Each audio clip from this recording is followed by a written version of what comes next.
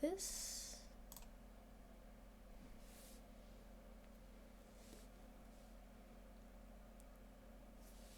We'll get some ambience going. Let's do that too. Start that a little early.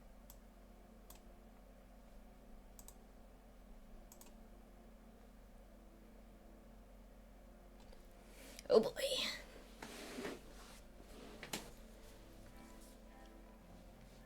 Then I would like for my iPad to be fully charged.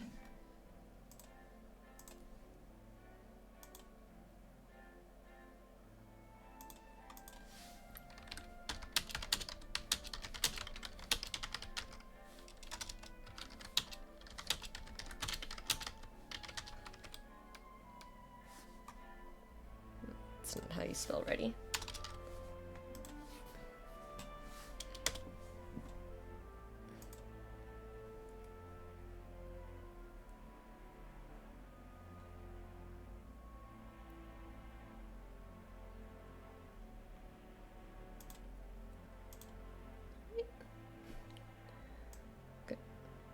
I wish I had like a better setup for this. Let's see, we'll just make this smaller. Maybe? I don't know. Put that down. I won't worry too much about it. Hey!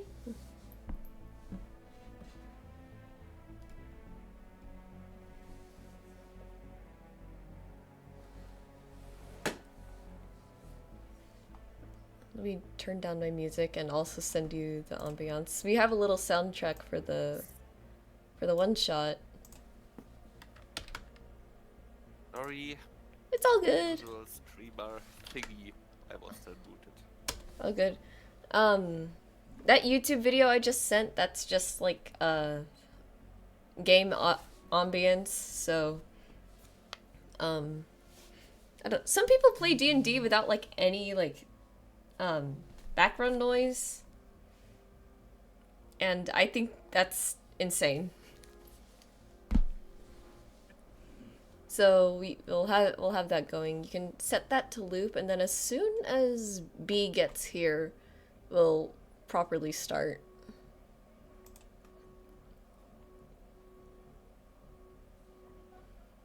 I went through the skills, Yeah. the attributes, and made myself a little list describing the things that are important, what they can do. Yeah, that is completely fair. I love the layout for the D&D character sheets, but I swear they're like if you were doing this like by hand, like with a pencil or a pen, there's just not a lot of room to like write down what everything does, and that's my biggest complaint about it.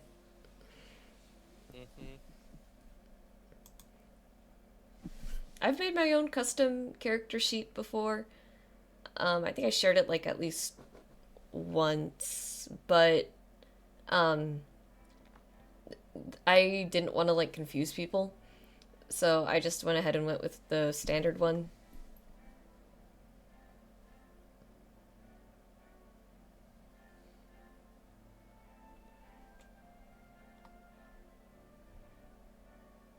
Then I think B said to expect scuff because this is just a little bit of an inconvenient time slot.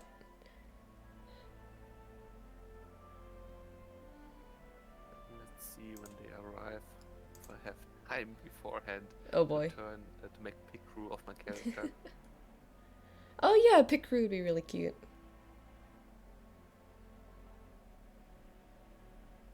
We usually use them for commission references. New characters. I love playing with pick crews, they're so fun.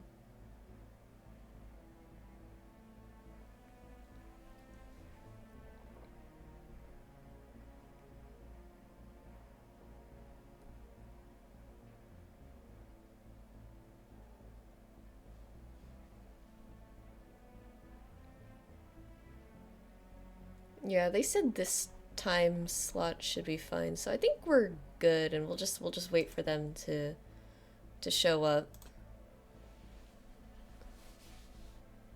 I want to have like I want to have OBS open so I can see like how my camera looks because the lighting is going to be changing a lot with me opening up my one-shot sheet. But it's so OBS is like such a big window and I'm like it's fine. It's fine. I just won't pay attention to it.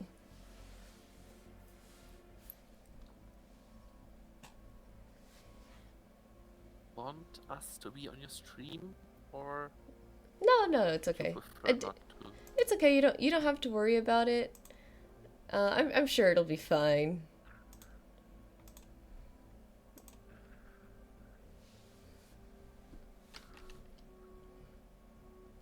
This is just for funsies. Usually I like to stream the games because then we'll have the VODs and there's a lot of times where you're playing like a D&D game and like you'll have like the really fun moments happen.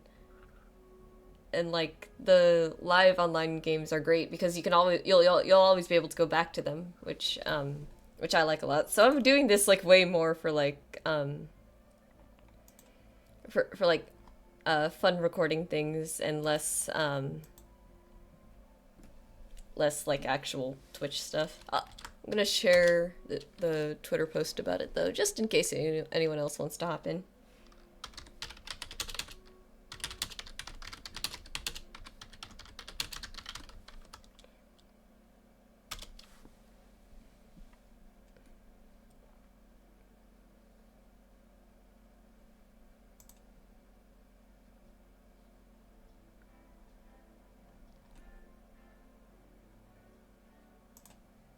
And hopefully...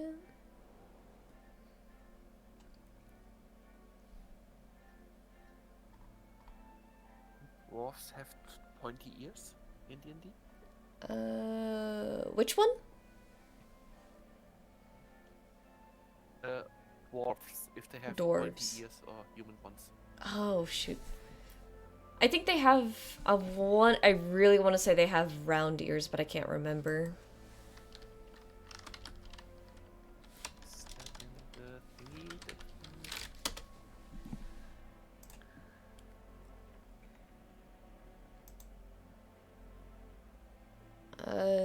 Yeah, it looks like most of the art has them with round ears. okay. I think it's gnomes that are like the short race with the pointy ears. Let's see.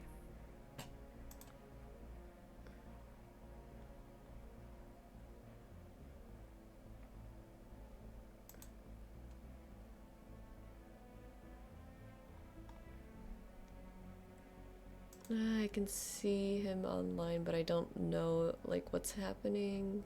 That's okay. We can vibe for a bit.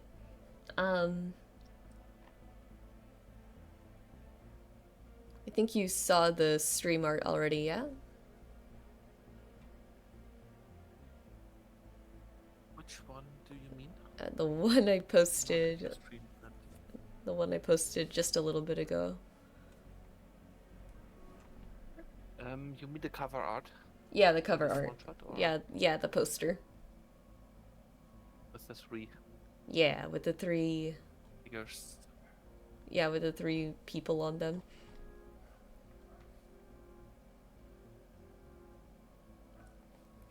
Yeah. Um, yeah. Those are just gonna be characters that are featured in the thing. Maybe it was a little bit of spoilers and stuff, but I wasn't. I wanted to make a poster, and I'm not really sure what else the poster would be of. I mean, yeah, makes sense. Yeah. Um.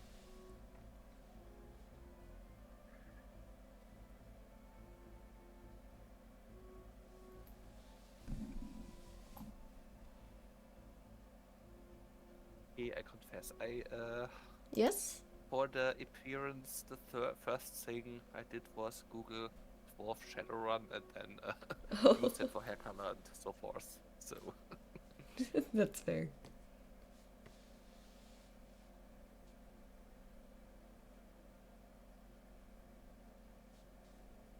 Yeah. I've I think when we first start me when me and my cousins first started getting into like tabletops and stuff, I want to say something started with a Shadowrun campaign, but I honestly can't really remember all that well. And like D&D in my head has always been like the first thing that we've ever done together. So I've been As like, far as I can, yeah. So I've been as playing this far for as I can like, tell, Shadowrun isn't yeah. too healthy right now. So I've been playing this for like since I was 16, so it's been a while. Yeah.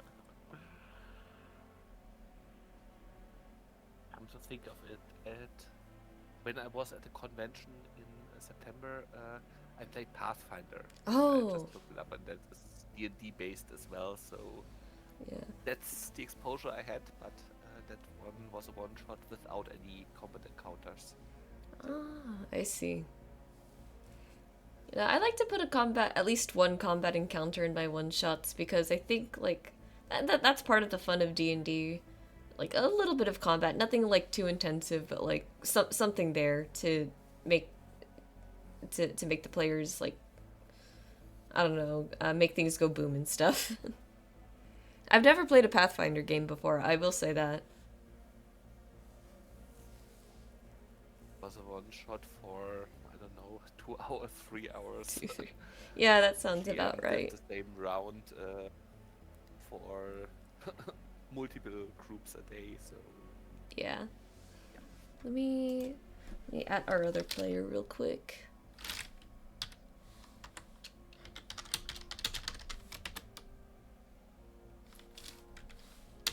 even dwarves have beards. Do they? I was looking on Google and a lot of people. I think the official art, they don't. But I also am pretty sure that a lot of the people on the internet don't care and they will just give beards to any dwarf. Which that is real. That is so real. Yes, that's why I ask. I mean, I think it's fair. I think it fits a lot of dwarf characters to have beards, like regardless of whether they should be able to grow one or not.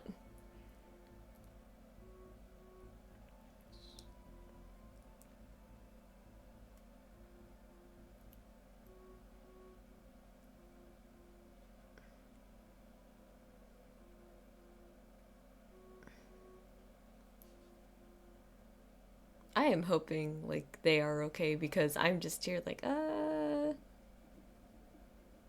it's a little like I recognize that this is like vaguely like late note like late last put together scuff, but um no there is no but. See.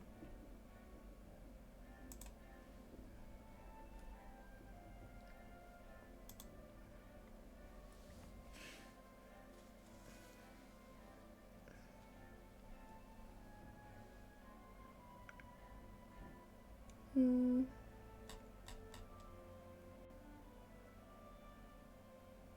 I could talk a bit about how the one shot went on Sunday without getting into any spoilers. I know you're a new player to D&D, so um, if I had known, I would have like redone everything for like level 1. But I I figured that anyone who replied to the post probably knew how to play. Probably not the smartest move on my end, but that's what I was thinking. I don't have a problem with teaching you about level 5 though. It's just it is definitely gonna be a bit scuffed today, so and it was scuffed Sunday too, but it's all right. We will persevere. The spirit.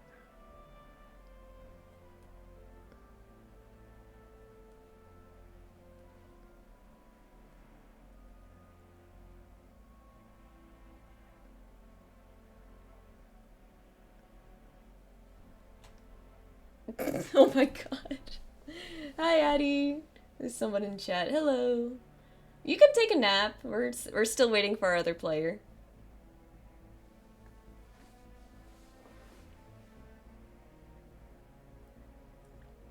You like the stream setup? I don't know how to use like anything still. So whenever I want like a fun image displayed, I just put it on my drawing software and I put the chat over it and call it a day.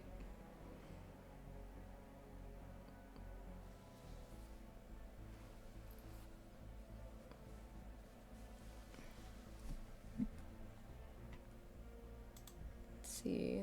Oops.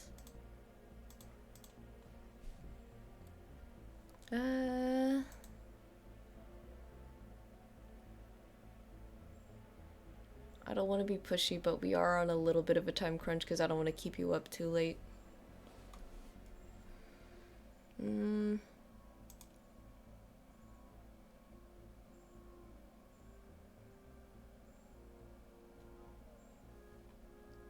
I be a player? My character's name is Chat and my class is a bard. Honestly, that's not the worst idea in the world.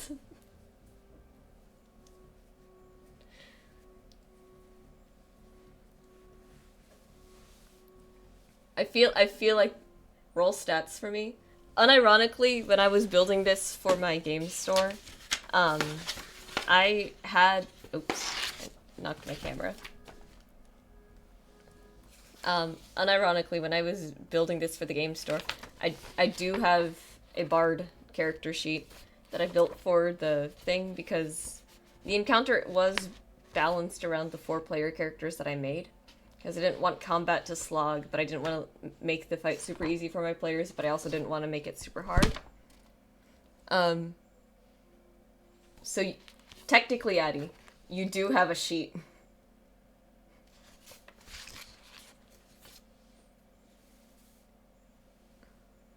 Let me roll stats on my new special die.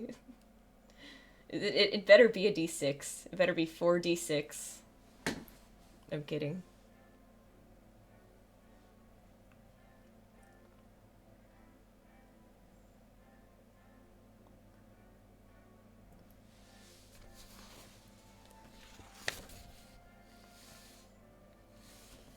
I actually made a mistake on this bard sheet when I did it for the store.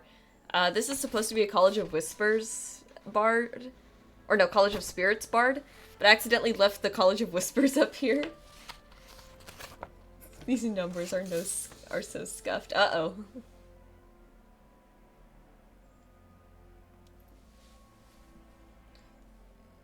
Is it 5 or 6? Well, what number are you asking about? 5 or 6 stats. You have 6 stats for D&D.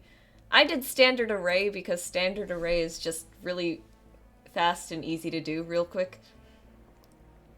But yeah, if you want to roll 4d6 for each stat.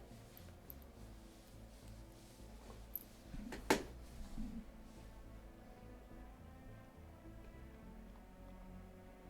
me try messaging them on Twitter real quick.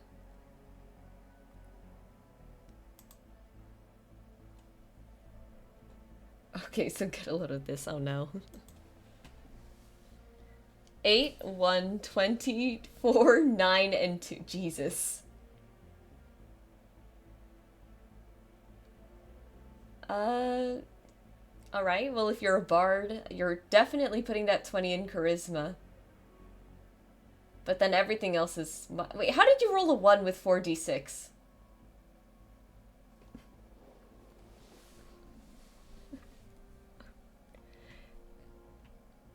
Okay, so the way... if you want to do the rolling stat... Oh, I see. I see. No, the way that you want to roll stats is with this one right here. You roll 4 of these, drop the lowest number. Yeah, for each stat. So roll 4 of these, drop the lowest number, and then add up the total for the remaining 3, and that's how you roll for stats. But again, I don't do that because I find that time consuming, and standard array is a lot faster. Sleepy chat. Hello.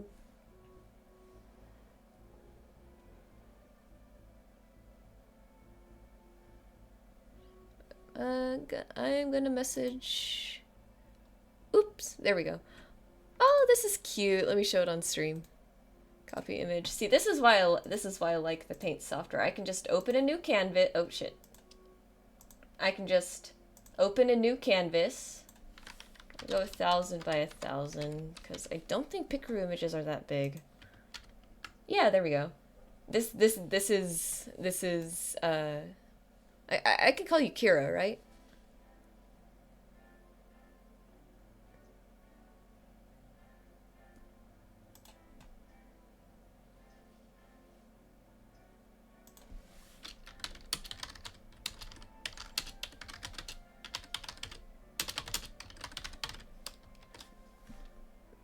And the other player finally responded. Let's go. And I forgot how to type. Yeah. So the other person with me today in Discord is Kira. I believe they just sent the message in chat there. Get everything back up. I have a tab. Yes, thank you.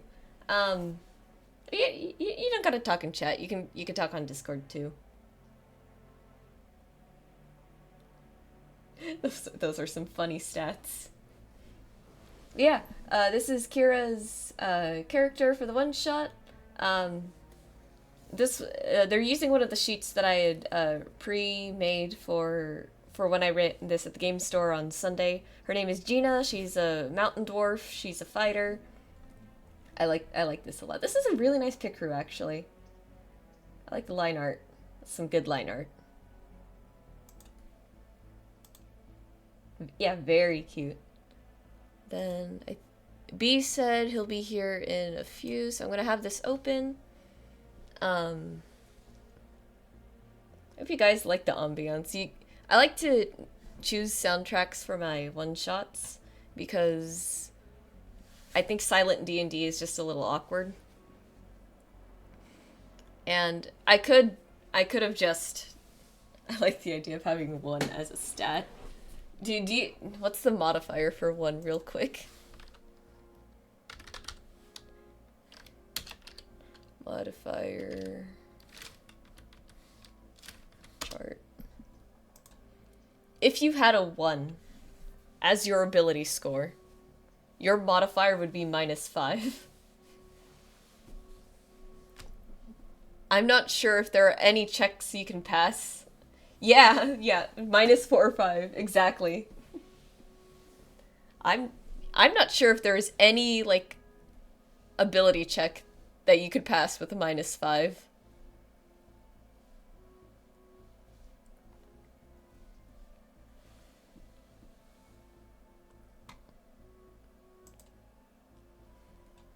Alright, so hopefully we'll be able to start in a few.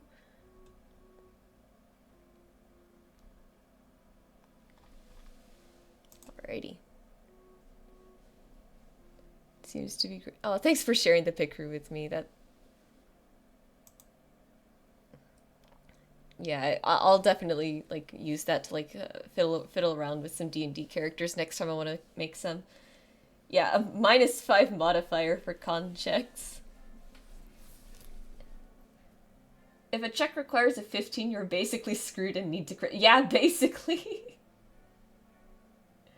And 15's like a really like common number for checks too, especially like at like level 5, which is again, if you have a -5 modifier, something has gone horribly wrong.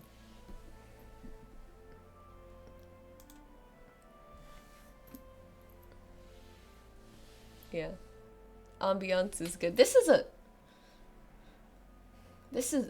a really good like soundtrack for the thing. It was really hard. I swear, every time I try to find like soundtracks for the one shots I've written, it's so difficult sometimes because I'll have like a really like specific like setting in mind. But then I go online, I go on YouTube to look around and I just can't find anything sometimes. So, but this one was pretty good actually. And then I had another one that I think I wanted to use, but I ended up not using it because this one was just pretty much perfect for like the whole thing up until like the actual combat. Who said we're here to succeed checks? Disaster characters are so good. Yeah. What's a little disaster? The only thing at risk here is the TPK. There's nothing to worry about. I like the idea of a -5 step, then you're also proficient in a corresponding skill, like stealth with a -5. God, that would be tragic.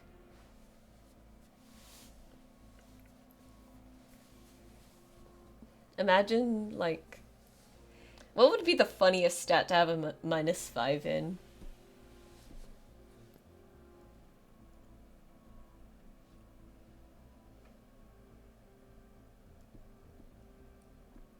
I think a -5 to charisma would be really funny. Oh. Something got disconnected, and I'm not gonna worry about what it might have been.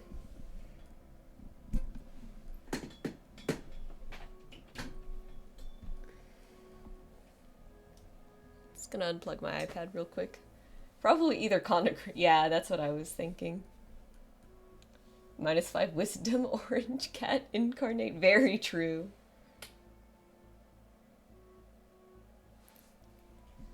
Okay.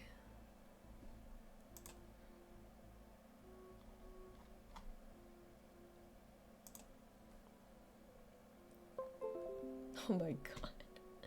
I don't know what that message has been. It's been doing that for the past few days now. And I don't know what USB device it's talking about because my keyboard and mouse are USB. My camera and my mic are USB, and those seem to be working fine. My headset is USB, and that seems to be working fine. So I'm not really sure what else it could have been.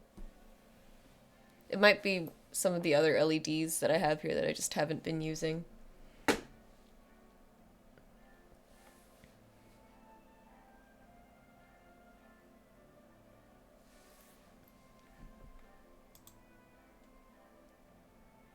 It's almost 11. Okay. At least have this document where I need it to be so I can be ready to actually start when we're ready.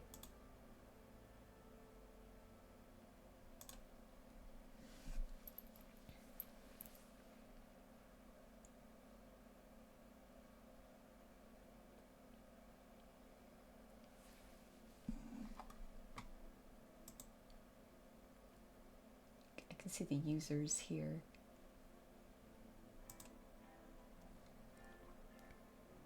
See, what else? What else to do while we wait? I feel so seen. Mood. What else to do while we wait? There's new art up, as you can see. I think it's hilarious that I just finished the big birthday poster, and right away I'm just like, I must draw more. But, like, to be fair, yesterday I did get a lot of rest. I didn't actually do as much drawing as I would have liked to do yesterday. So, it's rest enough, I think. And I am wearing the carpal tunnel brace every night at least. Should move the camera again, so... Actually, no, we'll move. Can't stop the productive high. It's been, like...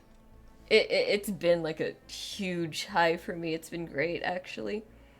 Because, like, what is it? I've been drawing, like, nearly every single day for the past, 2 years now. And it feels great. Like, there is no stopping me. How was the rest of my birthday? Oh, right! I completely forgot that I was celebrating yesterday. So after stream... I went to go get a quick lunch because I didn't have all that big of a breakfast, and it's annoying being, like, hungry and then, like, you start eating and then all of a sudden you just don't have the energy to continue eating because it's like, why is this so much work? It happens every year around this time. I don't know what it is, and it's not really anything serious because I do still eat. It's just, it's like, it's like a laziness. Like, I don't want to eat because I'm just too lazy to. I think. Something like that. And then I took a nap because I was up till 3 a.m. The previous night finishing the poster because I completely underestimated how many characters were on there. And I thought rim lights wouldn't take too long. After that, ooh, actually, this is a see. This is why I like having a face cam because it means I get to do some fun things. We went to the place that we went to. Hang on.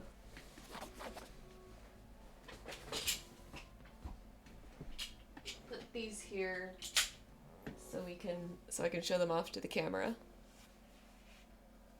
So this is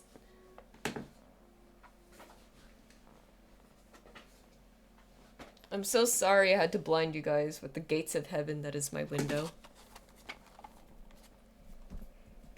So, first things first, I love going to Barnes and Nobles because they actually have like a proper like D&D section there. And I love D&D and I love collecting things for D&D. Like even though like pretty much everything is on Wikidot already. Even though everything is already on Wikidot, I still like collecting the modules and the adventures and other accessories. So this was a fun thing to pick up. I don't know how well you can see it. It says the deck of many insults, which I went through all the cards yesterday. Why? Because they're funny. That's why. I went through the whole deck. Why is that dragon presenting Drusy? Oh my god, it is. I just realized.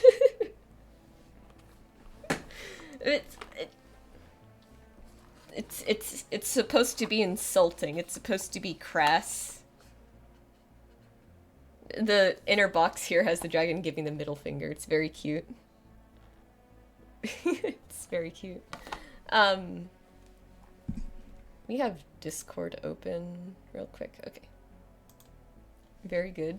Yes. So, some of these are like they're all right, but there was a really good one in here. Let me find it. They're really brutal too. Like when it says language advisory, insulting content, great pickup honestly, even if the Dressy is visible. Yeah, I wish they didn't censor it, but I get why. This would be a strange thing to see in like a public bookstore. There was a really good one in here that I'm absolutely using for my druid character.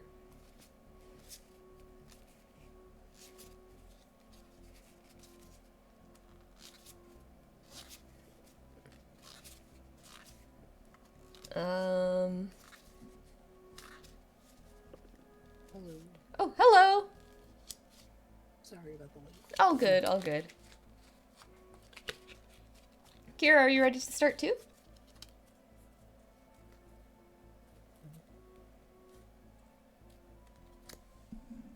Are we all here?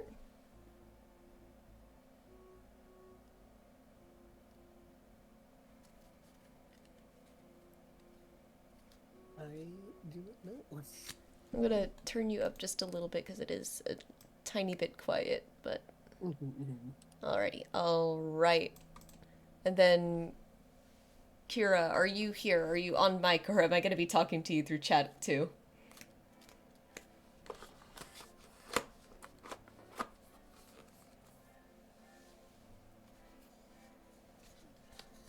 Oh, you don't hear the uh-oh.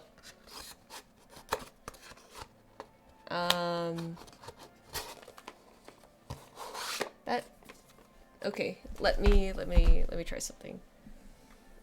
Let me stop the music first just to see. B, can you say something? Have a look. Okay, so it's definitely catching the desktop audio.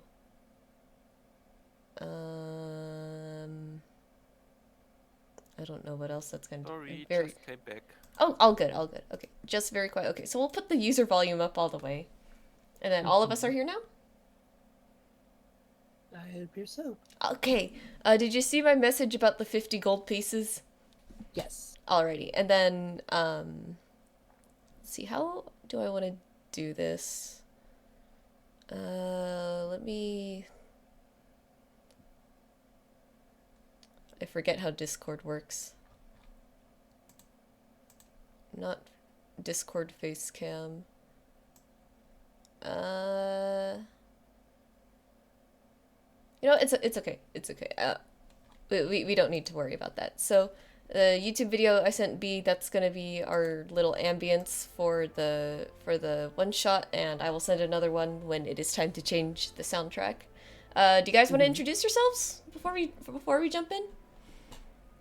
Yeah, please go first, because you just made the character.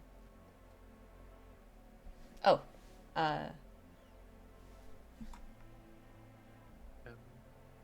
yeah, Kira, go ahead and introduce your character.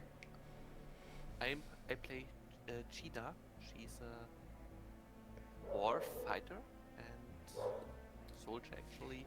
I made a little pig crew, but other than that, I don't know. It's right here. And Gina is on screen. This is what we're all imagining. Alright, and then... Also, imagine a bandana, because it was something the pig crew couldn't put off. Ah, I see. She's got a bandana on. Got it. And then... I am playing Harlow. I'm not gonna abuse the character model having wings, but they're just a little elf druid. Oh, I love this. Let me put it on the thing too. Do it like this. There we go. So, elf, right? Mm-hmm. Okay.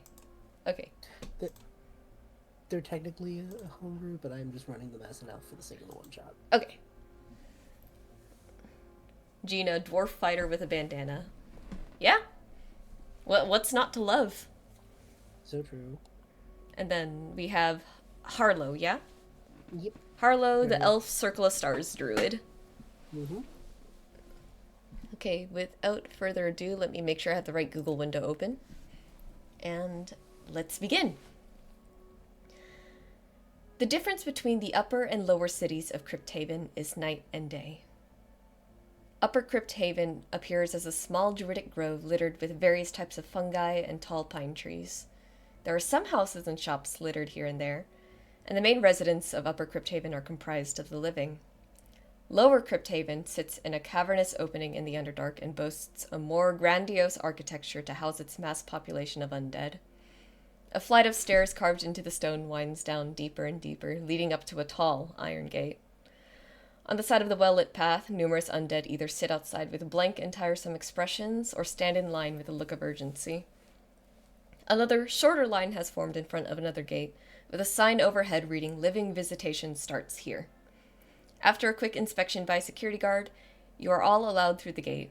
From there, it doesn't take long to spot the Rest in Peace Tavern near the entrance, the meetup spot for the job listing you received at the guild. So, for more context, real quick, that I should have said at the beginning, this is like a sort of blend of modern and fantasy, so there's going to be tons of modern elements, so, if there's any jump scares about, like, the technology, that is why.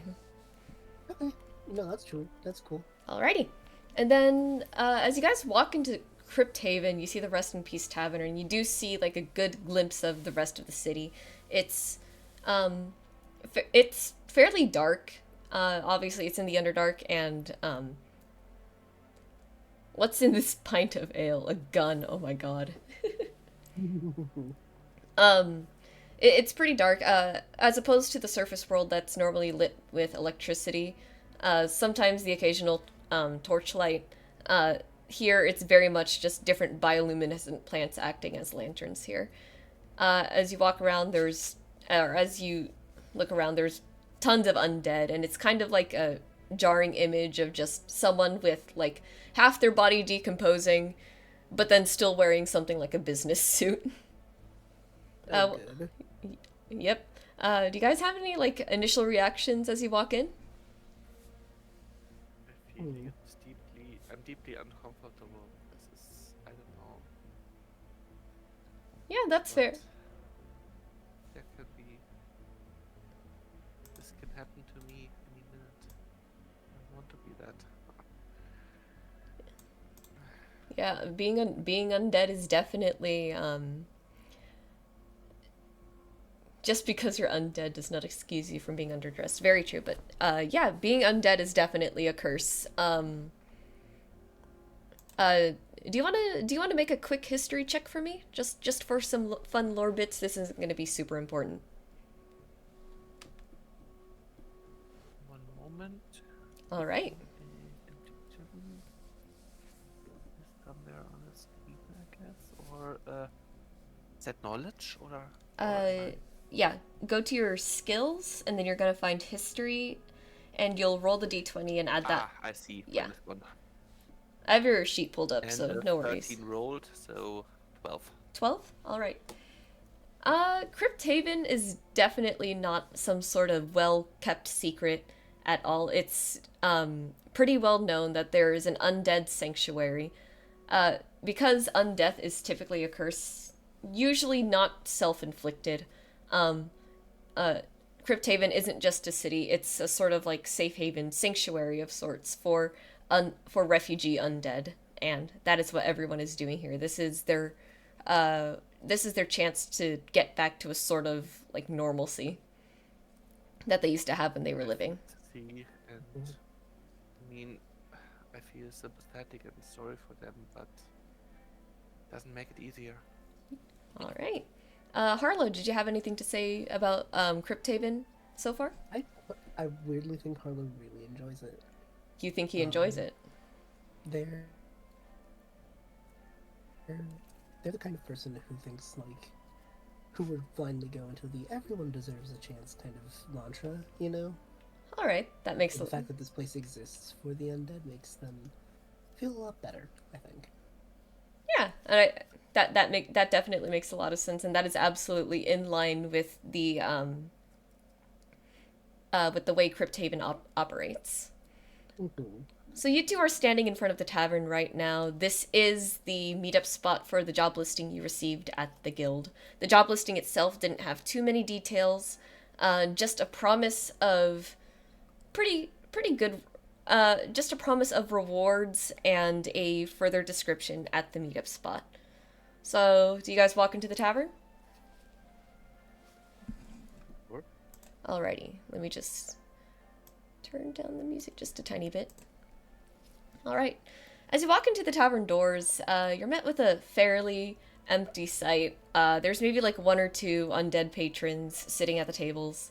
Behind the counter in the dine, you see a zombie. She's pretty decomposed. Her part of her face already has like her skull exposed, like around the jawline, and you can see like an exposed rib cage sort of poking out from under her shirt and her apron, and the rest of her is not. It's not looking great. She's like from the neck down. She's almost completely a skeleton.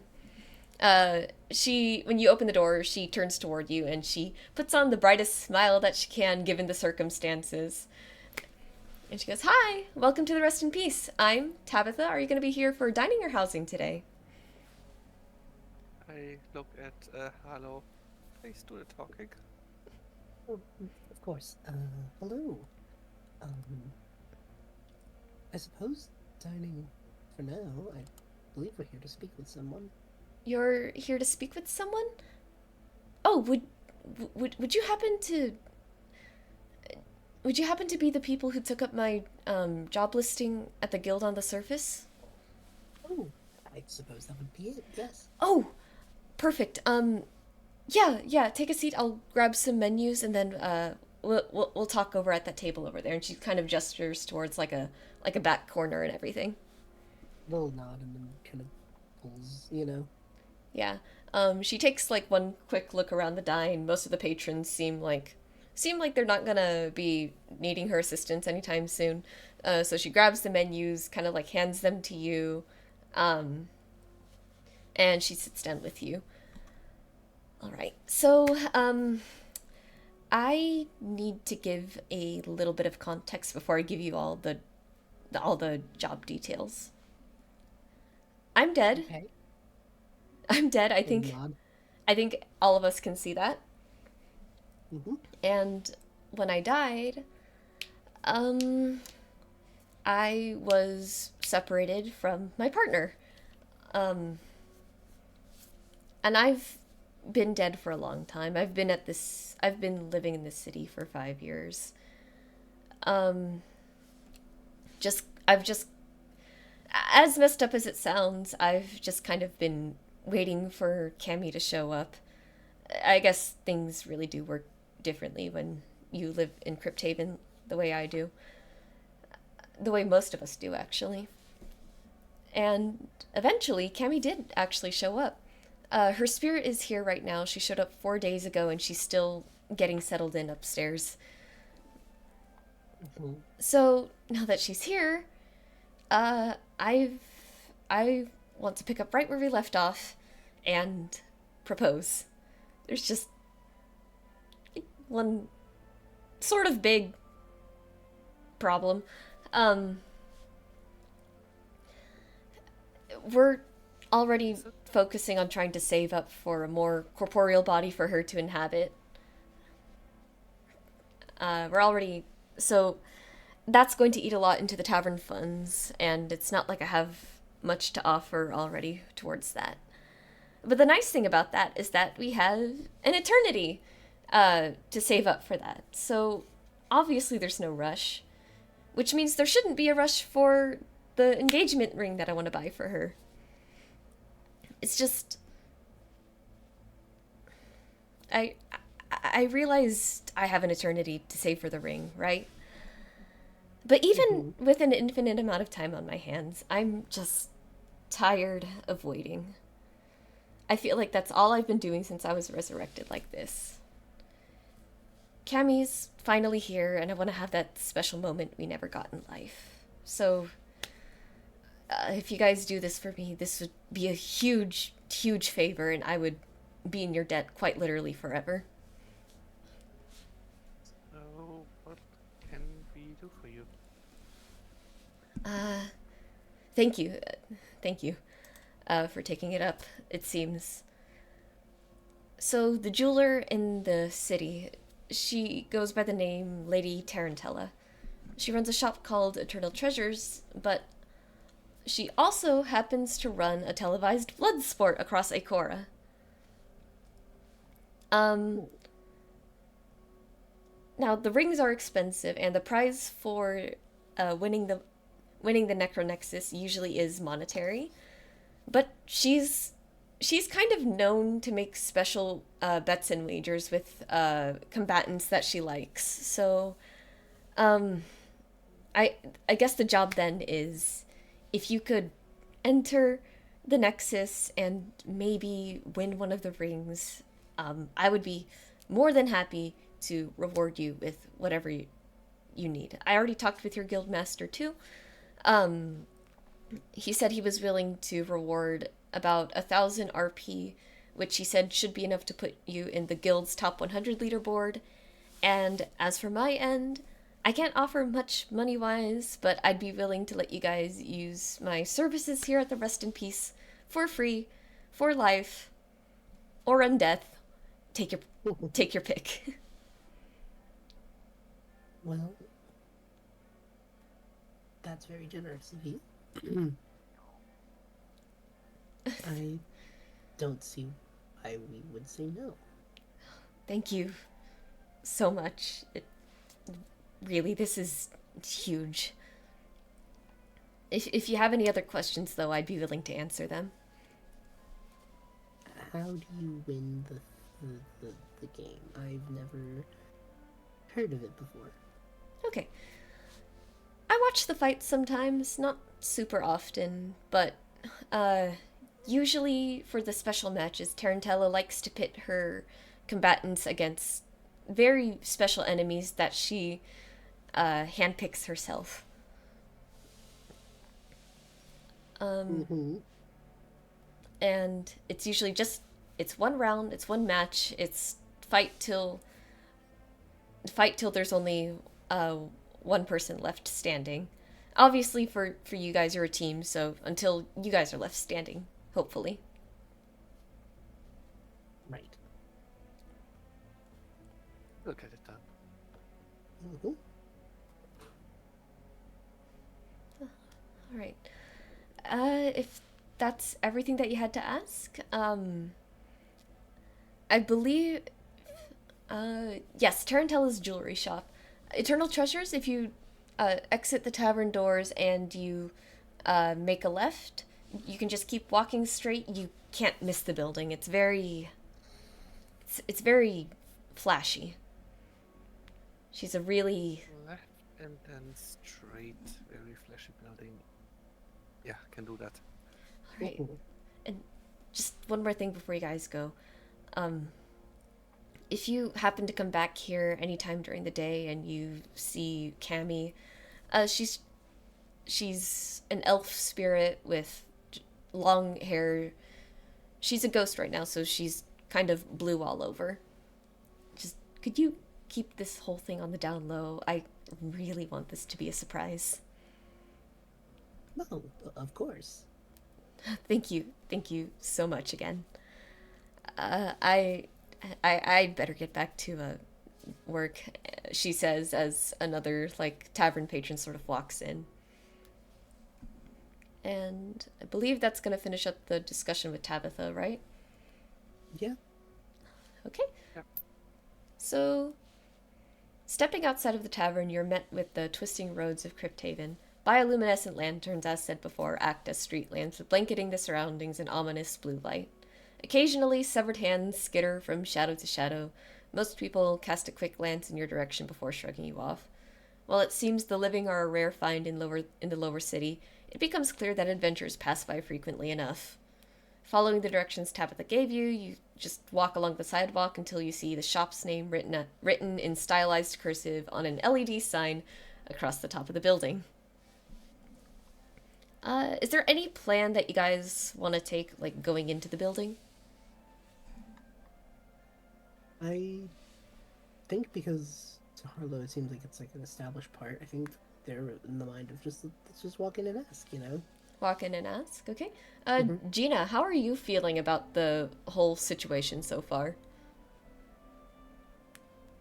I think would be really lovely to help Tabitha get together with her girlfriend, but yeah, we should do that. Sounds like sounds all doable. All right, Mhm. so we're Still a bit hard for me to be here. It's a bit uneasy seeing these half decomposed corpses, but I mean, it's not def like they can do anything about it. yeah, it's definitely very different from the surface world. But hey, they seem happy. All right, so you guys walk into Eternal Treasures. As you walk in, there's a couple things that catch your attention very quickly. Uh, there's two vampires spawn in the store. One of them is just kind of sweeping away at the floor. The other's kind of behind the counter, looking very like just tired, a little maybe a little dismissive, but you know he is on a job. Um, the other thing you notice is a bunch of jewelry, or like these hands just kind of like posed with different rings and other jewelry on them. They're just draped in, uh, just draped in like various merchandise. There's some like skulls and other things on display wearing like adorned in a similar fashion. The Mhm. vampire spawns. The interesting thing about them is they look what just about what you'd expect for vampire spawn to look like. But something that is interesting is that they seem to have an extra pair of eyes um, below their actual eyes. Ooh. All right. And I imagine you just walk up to the clerk at the counter, yeah? Mhm. Alright, welcome to Eternal Treasures. Were you just going to be browsing the merchandise today? Did you have any questions? Were you looking to purchase anything? We were looking to ask about the local game that's run out of here. A game. The sport. A blood... Oh, you're talking about Lady Tarantella's Necronexus, right? Yes, that's the one. Oh, right. Is it just the two of you? A little nod. So yes. Okay.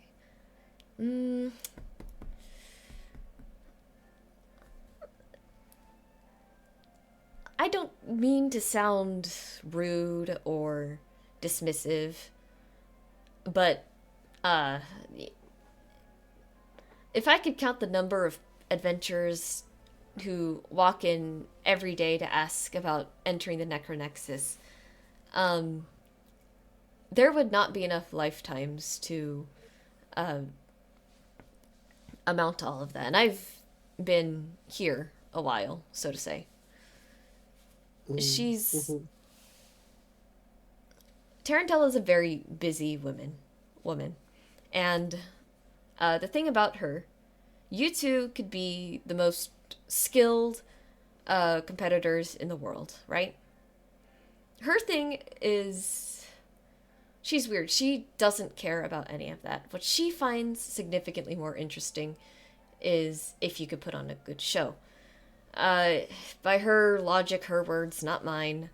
If you're signing up for a blood sport, it's already assumed that you're good at combat, so you'd better be able to, like, put on, like, theatrics and everything.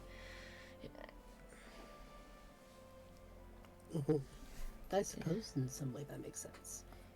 Yeah, so as much as I could call her down for you, but you're gonna have... I really don't want to waste her time, and unless you can prove to me that you can actually put on a show that Lady Tarantella is looking for, I suggest you try your luck somewhere else. I see. Out of character 1 second.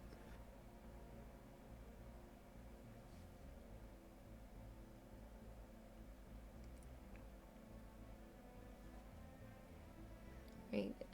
Is there anything you guys want to do to try and convince this guy? Oh. So, I'm pondering if I should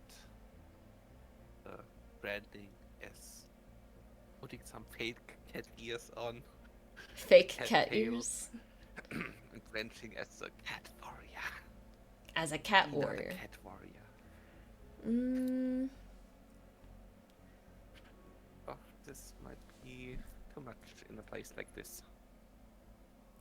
Yeah, to recap, Tarantella is looking for something dramatic, something... She wants fighters... Not literally the class fighters, but she wants fighters with, like, more motivation than... like, a better and more compelling reason to fight other than just, like, the prize pool and the glory of winning a Necronexus event.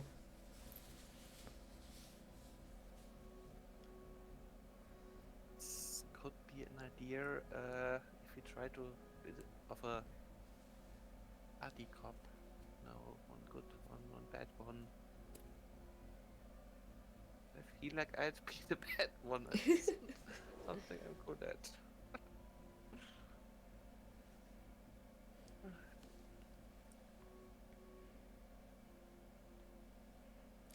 I What do mean, you think, Harlow?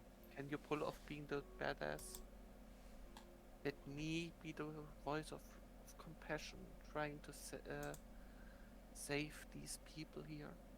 Or no, we don't save them, that sounds rude. Maybe, or...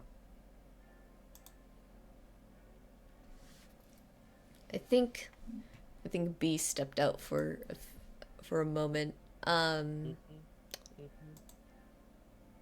Oh, do I know anything about Lady Tarantella? Canthilla.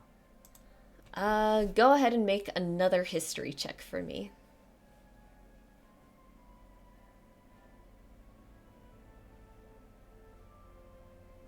8. 8.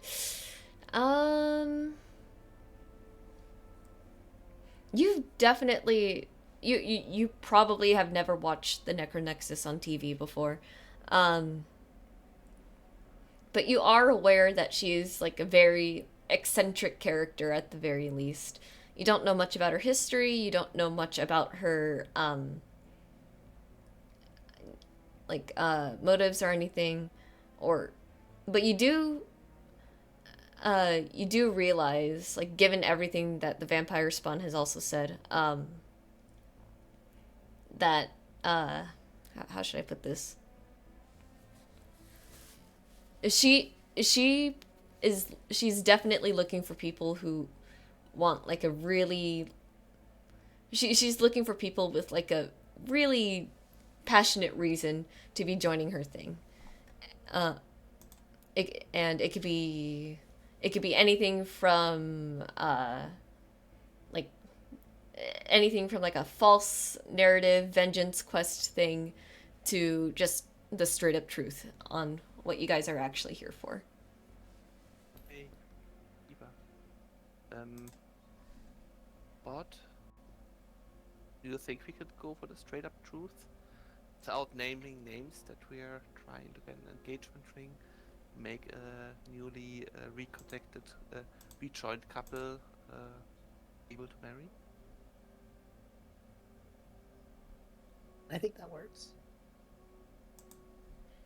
All right, so you guys are just gonna tell her the truth, or tell that? Question. Okay.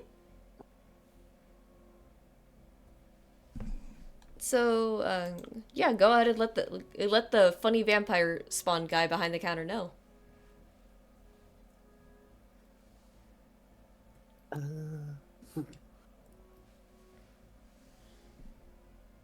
We are actually looking to get a ring for an associate of ours. A ring? Mm-hmm. They're hoping to propose. An engagement ring. Oh, I see. I see. Can you guys? No, they just been.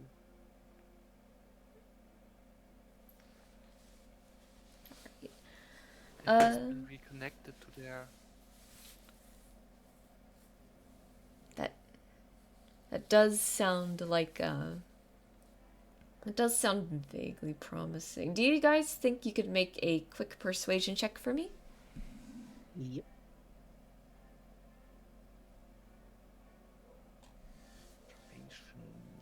Moment. 11. 11? Oh, it's pretty good actually. 19. 19.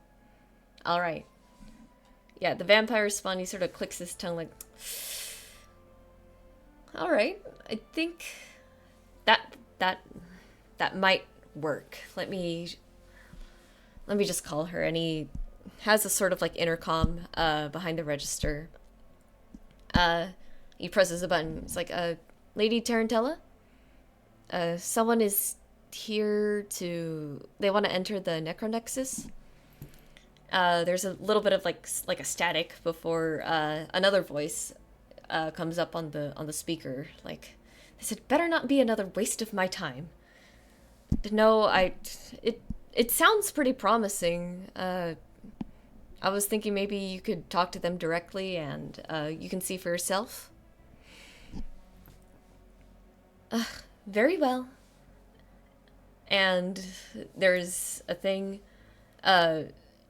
You can hear the channel close, and the vampire spawn just... Alright.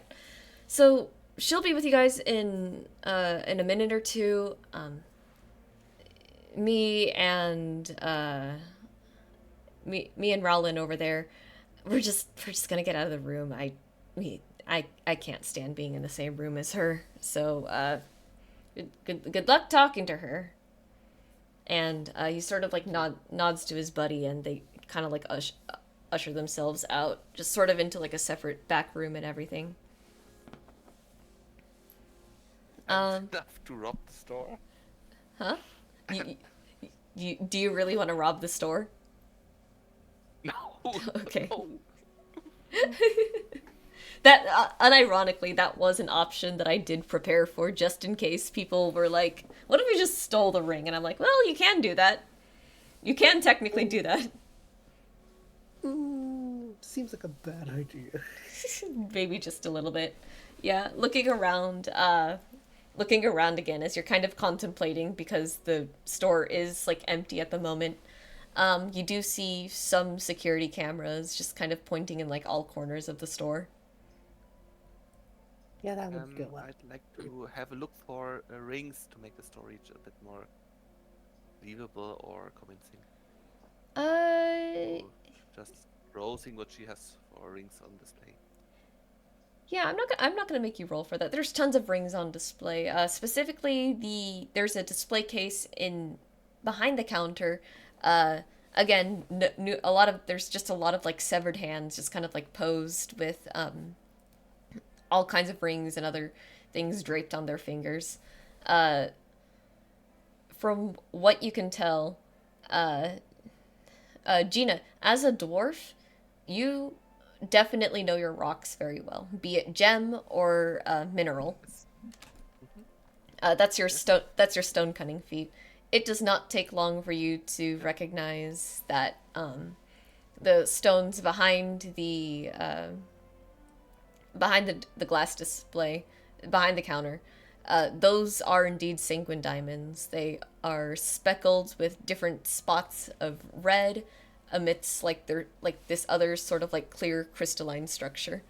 Um, they're they're very shiny. They have very clean cuts, and they're put on these very ornate gold rings. So there are Are definitely there, sanguine diamonds here. that's being said, are they worth something or are they worthless? Uh, yes, they have a price on them. You can you can see that it's they're fairly steep prices. The cheapest one probably ranges about 1,000 gold pieces. And the most expensive one goes for 3,500 gold pieces. And given the state of Tabitha's shop, it does seem like these were substantially out of her price range. And let's to be convincing, try to small talk a bit with Harlow about what stone might be fitting for our client or what ring more in general. What are we aiming Ooh, for? I don't. I think I I I can think far ahead. I suppose. There's a. Let me see if Harlow rolls on this. I'm going to self roll for something. Oh boy. I should have known that rolling a wisdom on the druid would have resulted in a high roll that I don't have the intelligence to answer. Harlow, more than me, because I can't do this. Harlow goes off on a rant about rocks and like the different gems and their properties and like which ones have like good vibe and also like have good symbolism. But I don't know any of that, so just assume. Yeah. In terms of symbolism, there does happen to be one where the hands are sort of like uh the like the socket where the diamond sits. It kind of like sits like hands, and the fingers are kind of like intertwined around the gem too, but in like a it's done in a way where it's not obscuring the gem, and it's Mm-hmm. kind of like laced around it in a sense. Oh, that's very good. I think Harlow would point out that one. Yeah.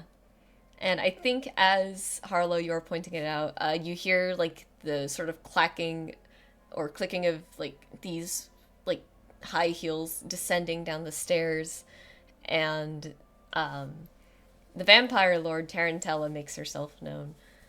She walks uh, from her quarters at the top. enters the room and asks, like, oh, no, what's all this fussy fuss about? Um, the woman who has just walked into the room with you all right now, um, she has, like, really, like, pale, sort of, like, lavender-ish skin. Her hair's kind of like a darkish, purplish gray.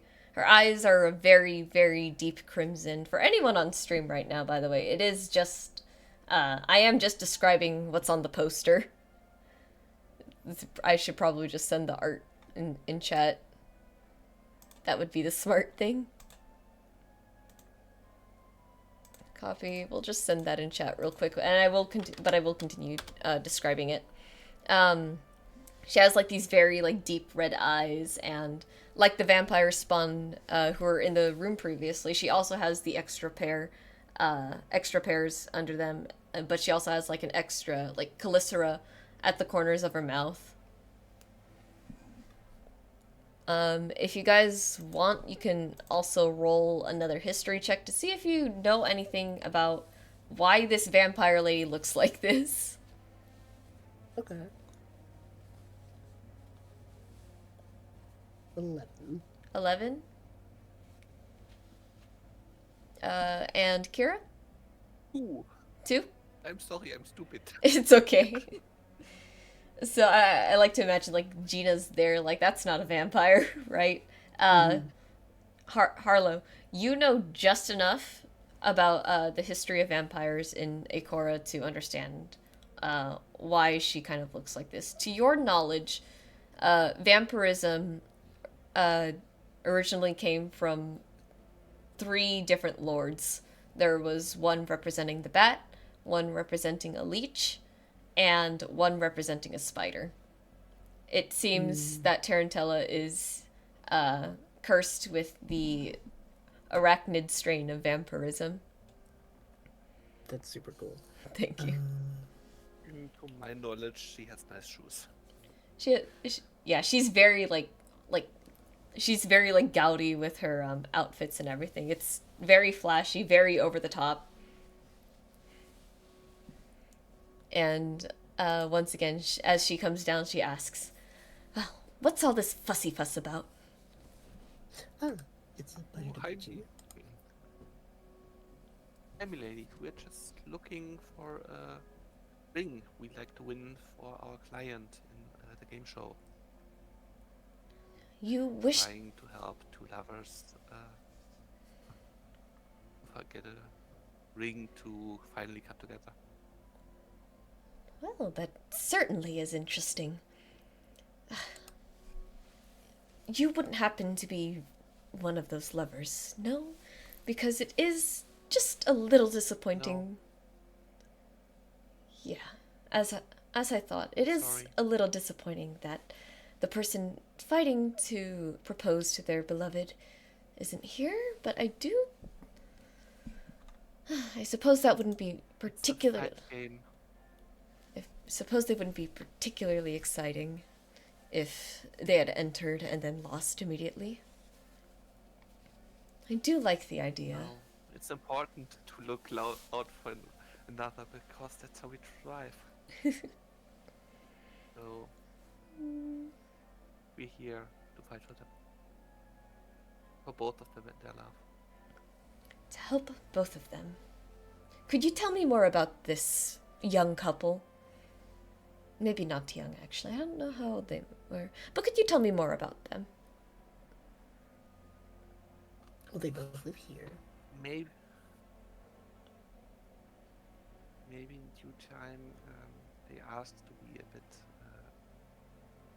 For a moment, they asked them to be a bit. About it. But sorry, missing words. All good.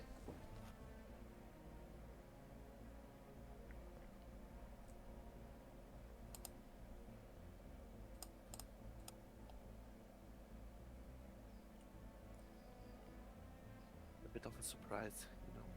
It's a surprise proposal. All right. Well, I'll be sure to keep that in mind when I announce your names for the Nexus. All right. I like where this That'd is be great. going.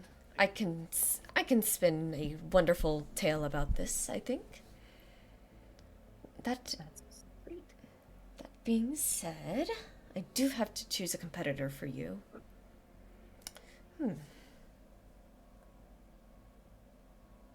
I think I have one in mind. All right? At your earliest convenience, given I have all the time in the world, uh, feel free to prepare as necessary. And I know I said at your earliest convenience, but if tomorrow you are able to participate in the battle, that would be splendid. That's great. All right. What do you think, Hello?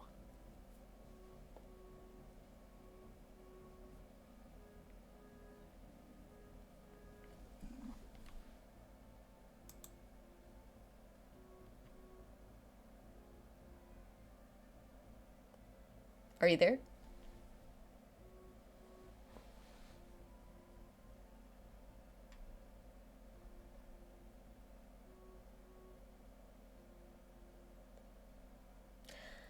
Uh, okay. Well, we'll assume that things are all well and dandy.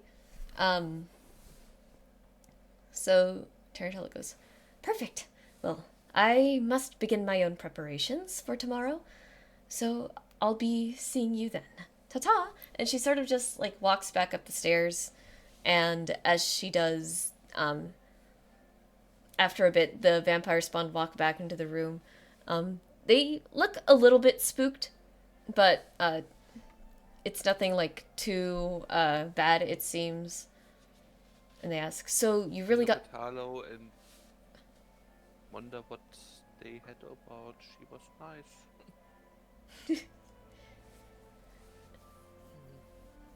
Sure, sorry.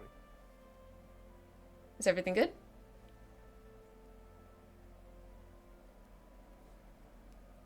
My part, yes, didn't want to interrupt you.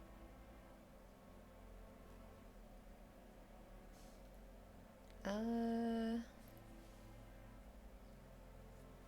think I saw a flash just now.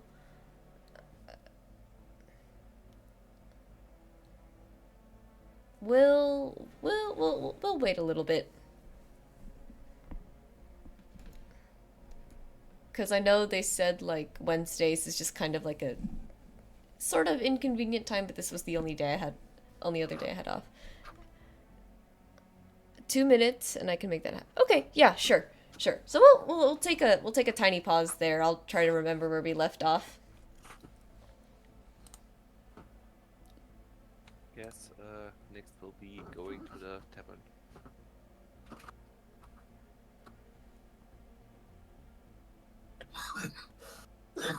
Is everything good?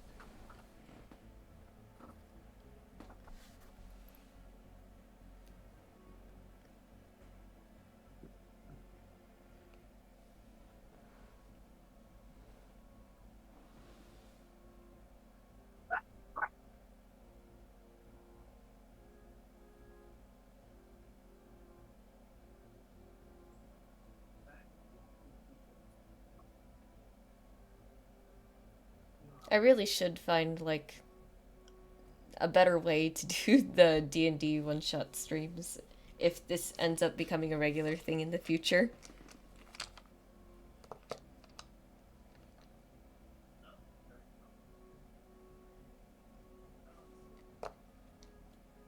It's okay. What's a little D&D without a little scuff?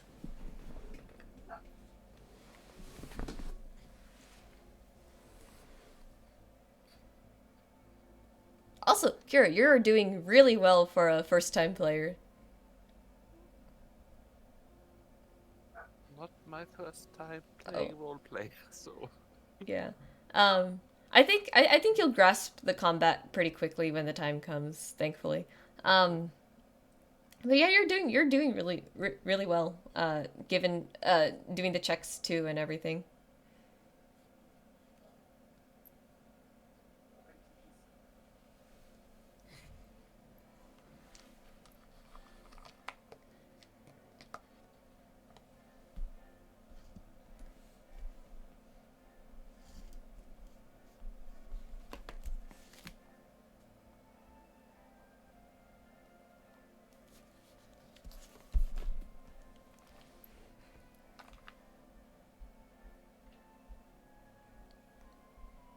can hear footsteps outside my room.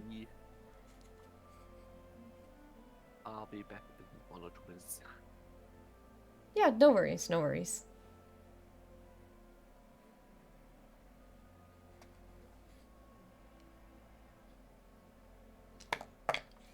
In the meantime, I'm gonna show off my dice. So, while we wait, well, actually, no, let me show off some of the other things I got yesterday. So, I'm a little dice goblin.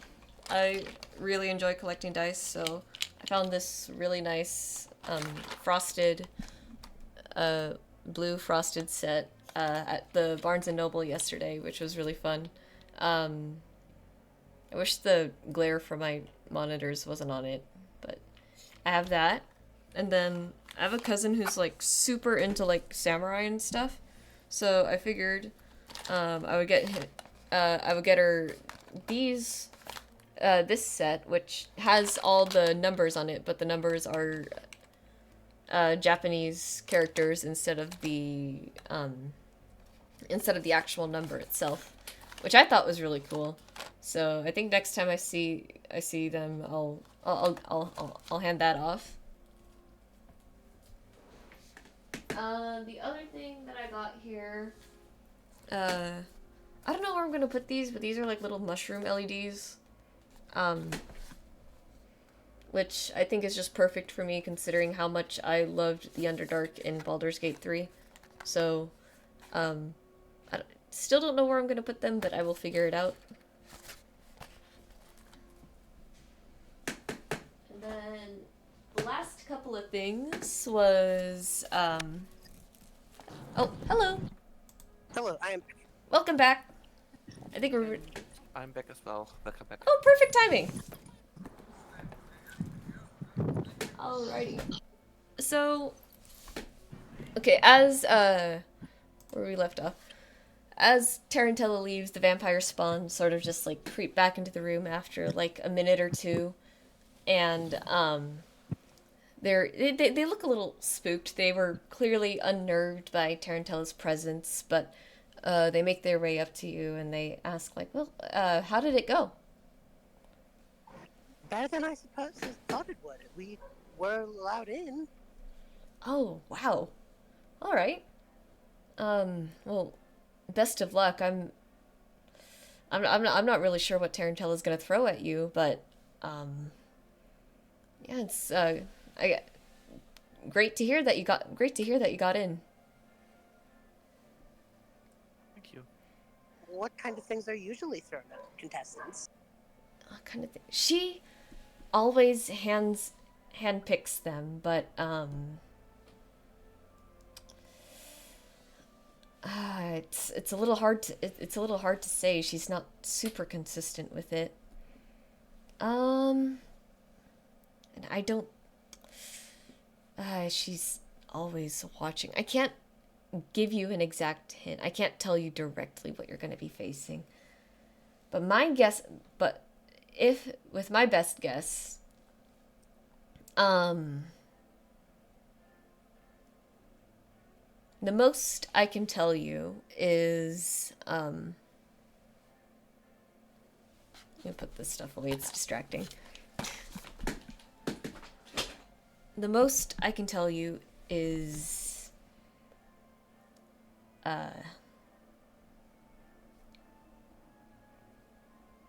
the creature I think she'll have you fight. It's got a very, very tough hide, kind of like rock itself.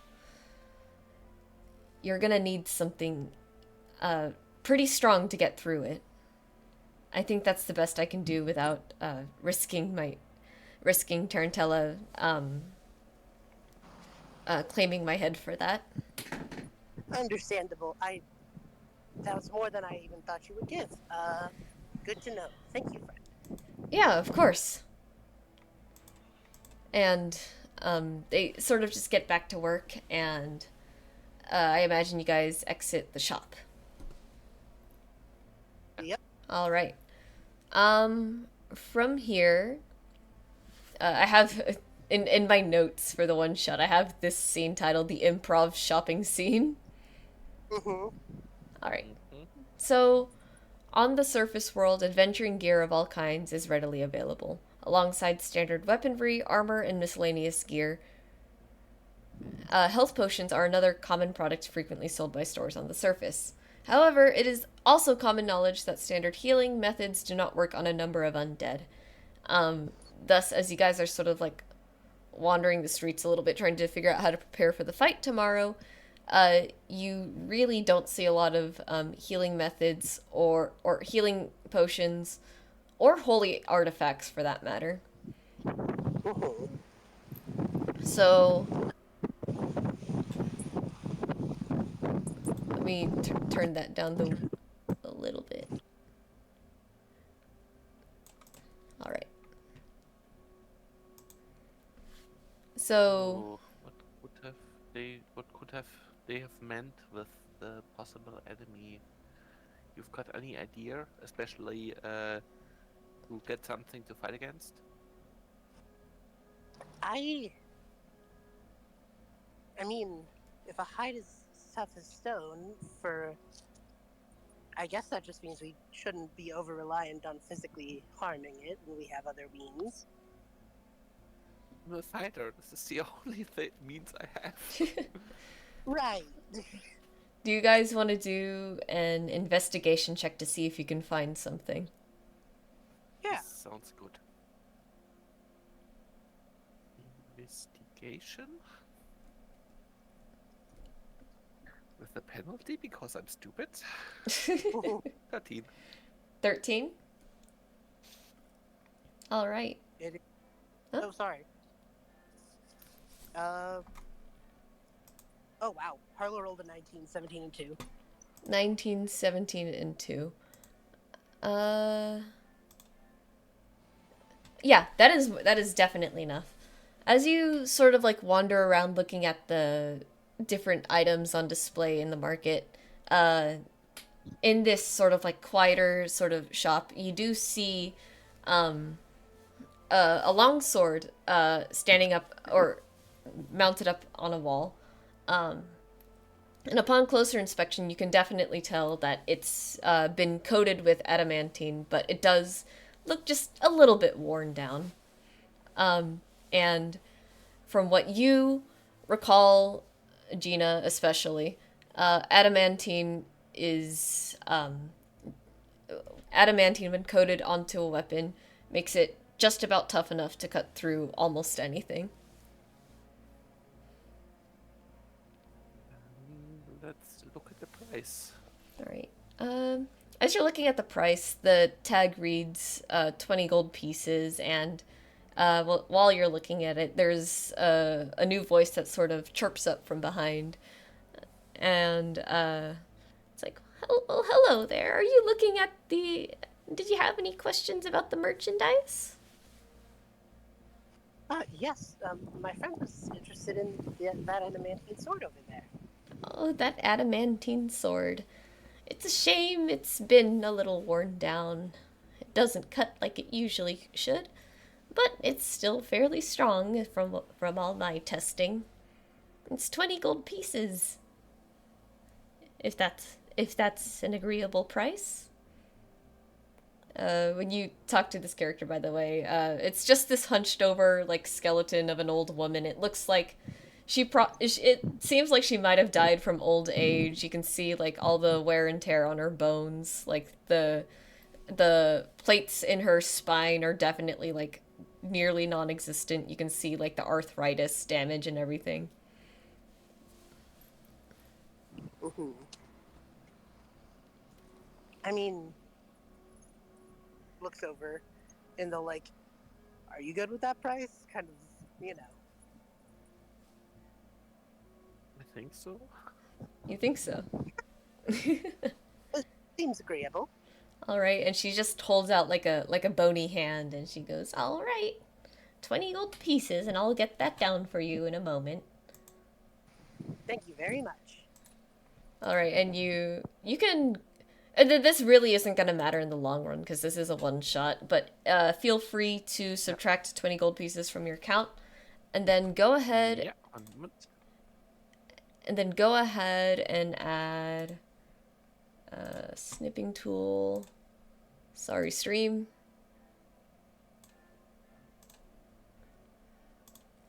Alright, and then go ahead and add this to your inventory and your equipment. Please. For stream, the item is called Yeah. an inferior adamantine longsword. And the biggest thing about it is that it ignores resistance to slashing damage.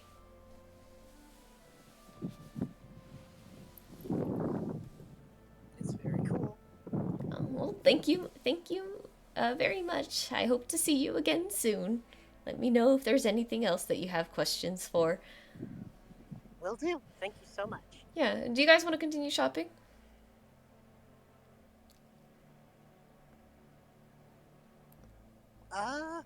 One I think- moment. Harlow's scheme is mostly using druid magic, so I think they're fine, you know? Alright.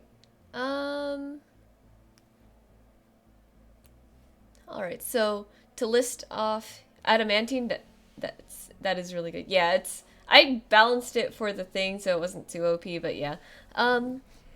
Yeah. As you're walking, there's just like a few other items that might catch your eye. There's a few bottles of grease here and there. There's a jar of crawling claws, which is just the little severed hands that you saw skitter across the street earlier. And then there's also a little wild magic die if you want to get anything else. Maybe a healing potion. I'm afraid that is not readily available in the Undead City. Okay. Is the show just the fight, or is there more about it? It is just the fight.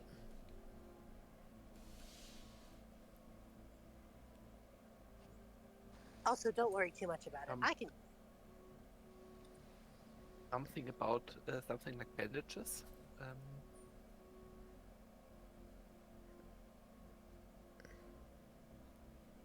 Alright, so if you want to leave the rest of the items, that's all. That is all good. From there, I imagine you guys head back to the tavern, and Tabitha is absolutely more than happy to let you guys dine and house for free for the night, especially because you have the big match coming up. So I'm going to. We're gonna close this one, and we're gonna put a one stupid new question. thing. Yes. About this longsword, is the 1d10 damage for one hand or two hand use? It is for both. So whether you wield it with one hand or two, it is gonna be for both.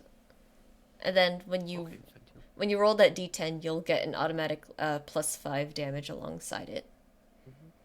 All right. That looks really good. All right. So I will wait to. This was the other ambience I was forgetting to add. I completely forgot. Let me just look it up real quick.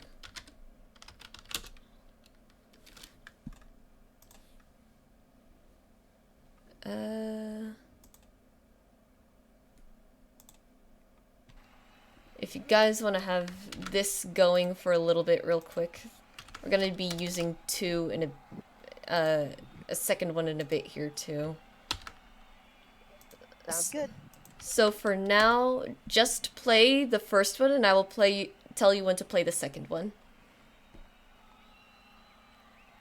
Got it. Alrighty, and then this one is a little loud, so I'm gonna... Alright. We're here in the arena.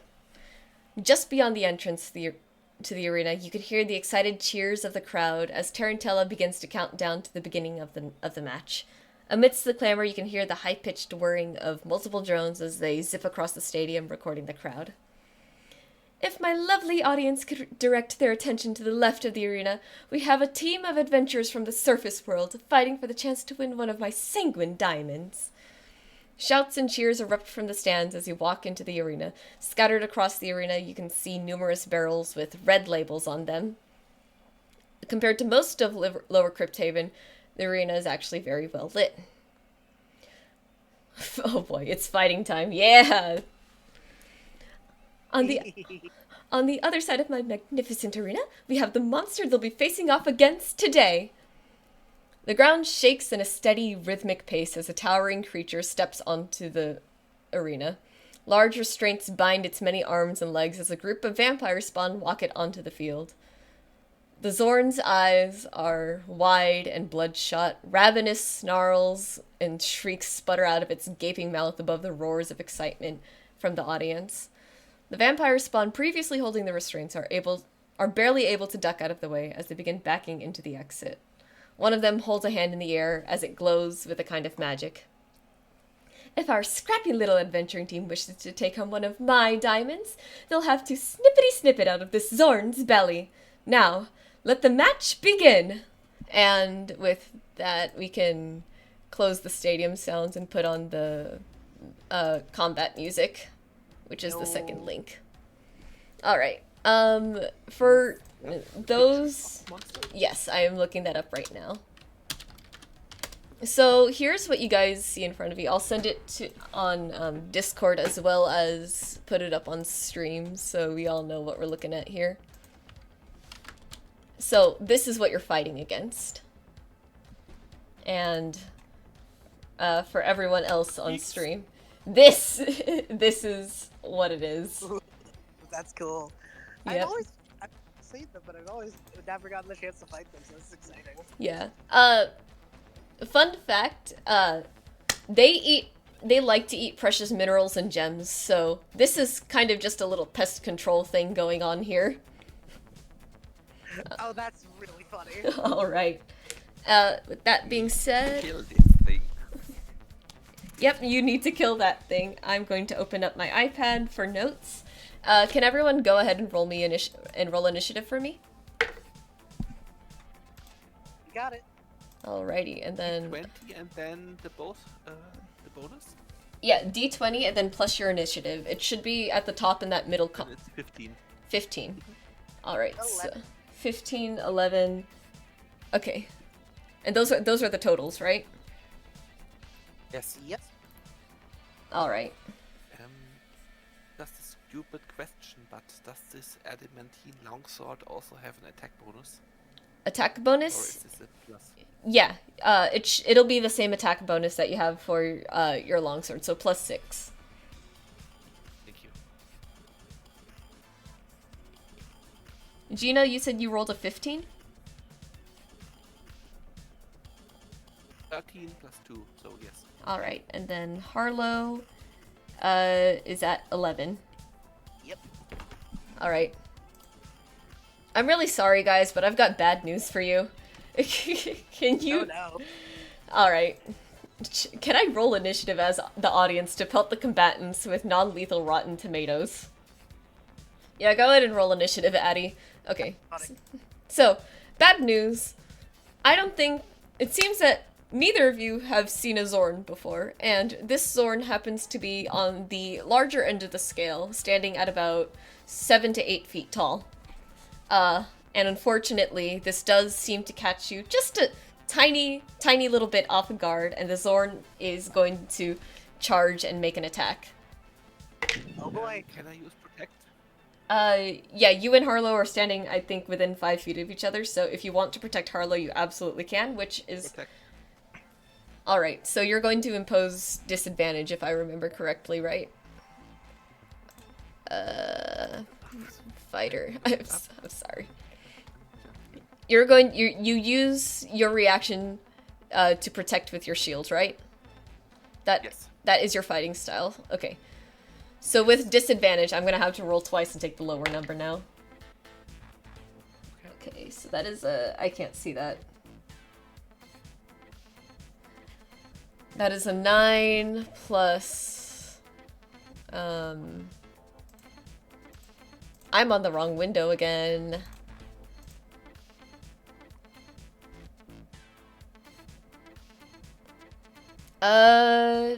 Does a 12 hit Harlow?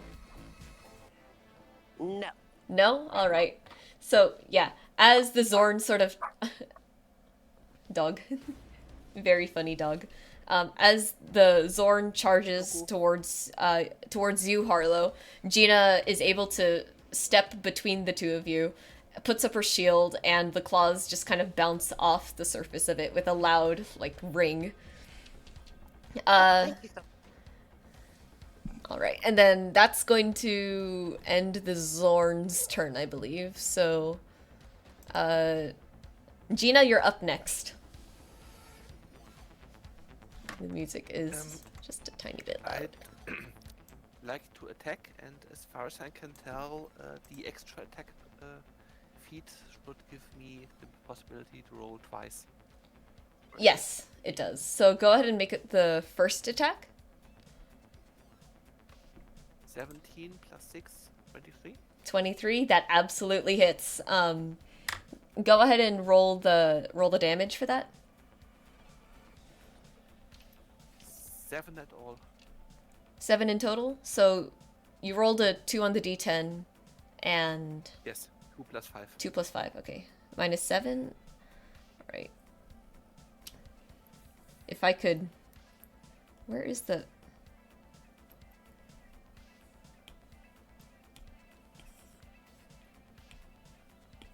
Give me 1 second, I have to write it down.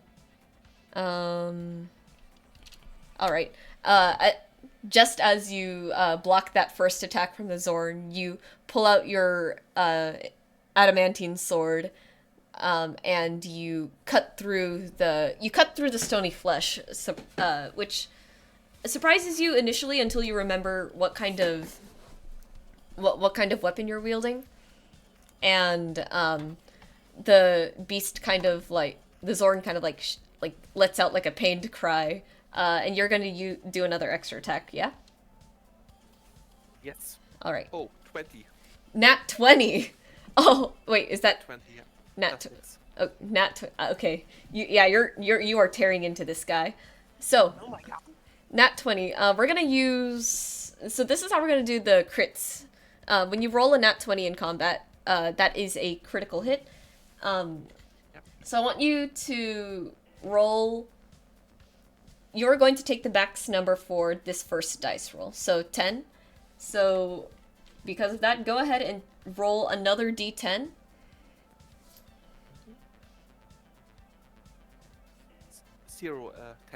10s. That is big damage, buddy. Alright, so it's 10 plus 10 plus 5. That is 25 damage right off the bat.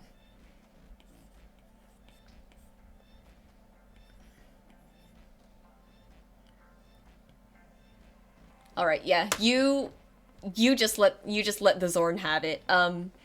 It like just lets out a loud like sort of cry as the sword plunges and tears away at its stony flesh. Does that end your turn? Yeah. Alrighty. And then Harlow, you are up. Yes. So here's what I'm gonna do. I'm going to first use the star map that Star Druids get to cast Guiding Bolt. Guiding Bolt, alright. Go ahead and make the attack roll for that. I believe that is an attack roll, yeah? Yes. I wish I was joking. I'm gonna send you something. Oh boy. Hold on.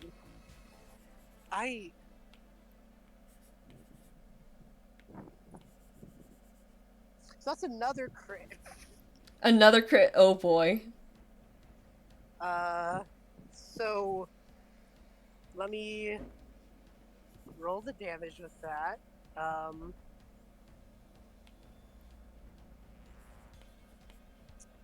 So with a spell, it's just doubling the amount of dice, I would think, right? Yeah, we'll do it that way for spells, and then the other way for melee. We'll do that. Yeah. Okay. So let me add up all these d6s because it's a 46 spell, and now I need to roll 8. Jesus. Yeah, that 30. sounds about right. 30. 30 damage. And the next attack made against this target before the end of my next turn has advantage. Has advantage. All right. So yeah, you two definitely land some really decent hits on this guy as the guiding bolt strikes the monster. It is it lets out another pained cry. And that's gonna end the first round. So Yep. we're back to the top of the initiative order with the Zorn. I believe, Gina, since you made a melee attack against it, it's going to shove you. So, can you roll an athletics check for me, and then I'm going to do the same. Athletics. Yeah. 7, 18, 25. 25.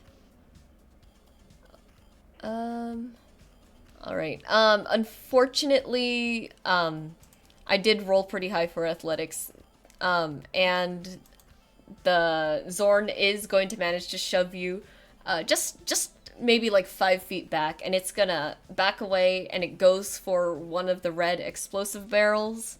I believe shove is a bonus action, so with its actual action, it is going to toss one of those explosive barrels at you guys.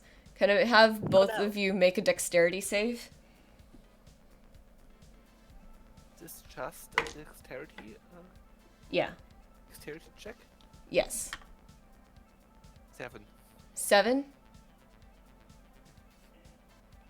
1 second. 5 + 2.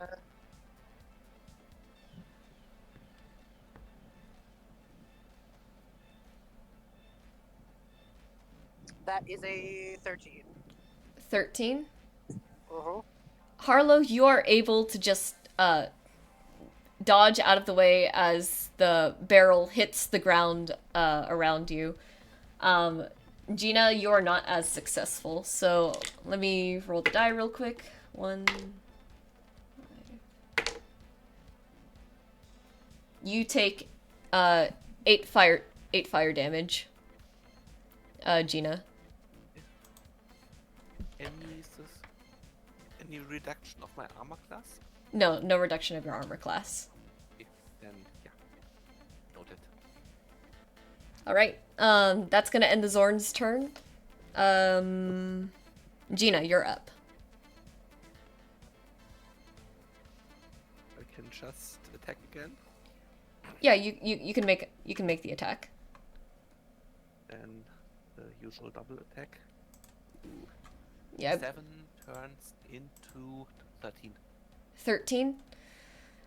Unfortunately, this time, this first attack seems to bounce off the creature's hide. Maybe you've hit like a little bit of a tougher spot this time around.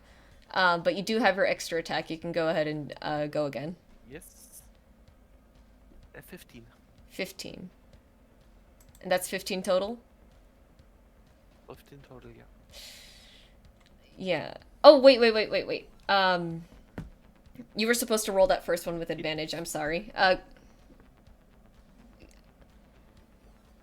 We'll do it this way. Can you roll the d20 again one more time? Okay. You. Natural 20. Natural 20. There we go, because he had advantage from Guiding Bolt. I almost forgot about that. All right. So, it's going to be 10 damage. Roll that d10 again. 9. 9. All right. So 19 plus 5 is 24 damage. Good numbers. And my inability to do math is going to be broadcasted to the wonderful audience. I think I did that math right. Okay. All right, yeah. As you roll that nat 20 again, the sword cuts another deep gash into the Zorn, and is that going to end your turn? Alrighty. Harlow, you are up. Okay. I'm going to do.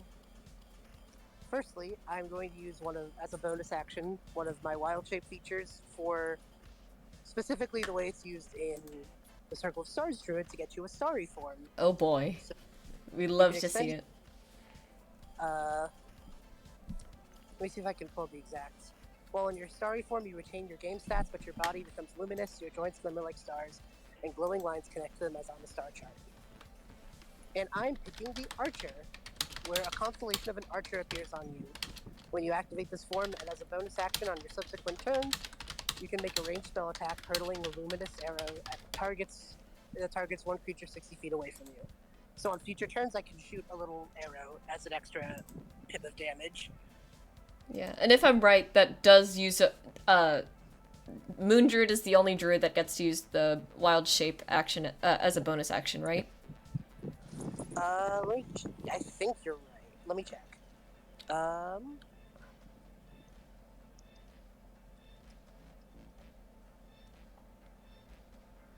Okay, so yes, if it was a proper wild shape, Starry Form lets you do it as a bonus action, but it expends a wild shape. So it is not like using wild shape, but it's using wild shape as the resource you're pulling, you know? Okay, so the starry form specifically is a bonus action, right? Mm-hmm. Okay, so go ahead and do your actual action while I Okay. figure out why my pen doc is. There we go. I'm going to cast Snare. Snare? Mm-hmm. Let me look up what that does real quick. Yeah.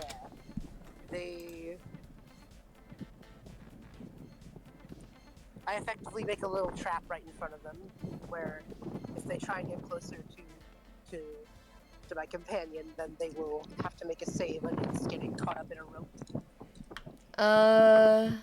I'm not gonna lie, I think with the way that it is playing out right now, Gina had just run in and do melee attacks. Where exactly are you placing the trap? Oh, yeah, that's right. Actually, I'll set it by, if there's more explosive barrels, I'll set it where Sophie makes a run for those. Okay, so, yeah, you put one next to the explosive barrel, and that is gonna use up your turn, yes? That's it. Alrighty. You guys can also use the barrels, too, if you want, so... That would have, yeah. There's that... I have a fun now. Oh boy. Yeah, there was 5 on the arena. There's 4 left now because one was thrown at it. Alright, we're back at the top of the initiative order. What can I do?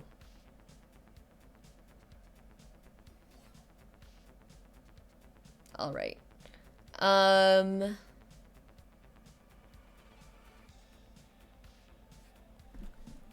Alright, so, Gina, since you are standing right in front of it, or actually, no, what I'm gonna do, the Zorn is gonna disengage from you, Gina, and it's going to run in front of, within melee range of Harlow. It seems that the starry form has, like, caught its attention. And that's gonna...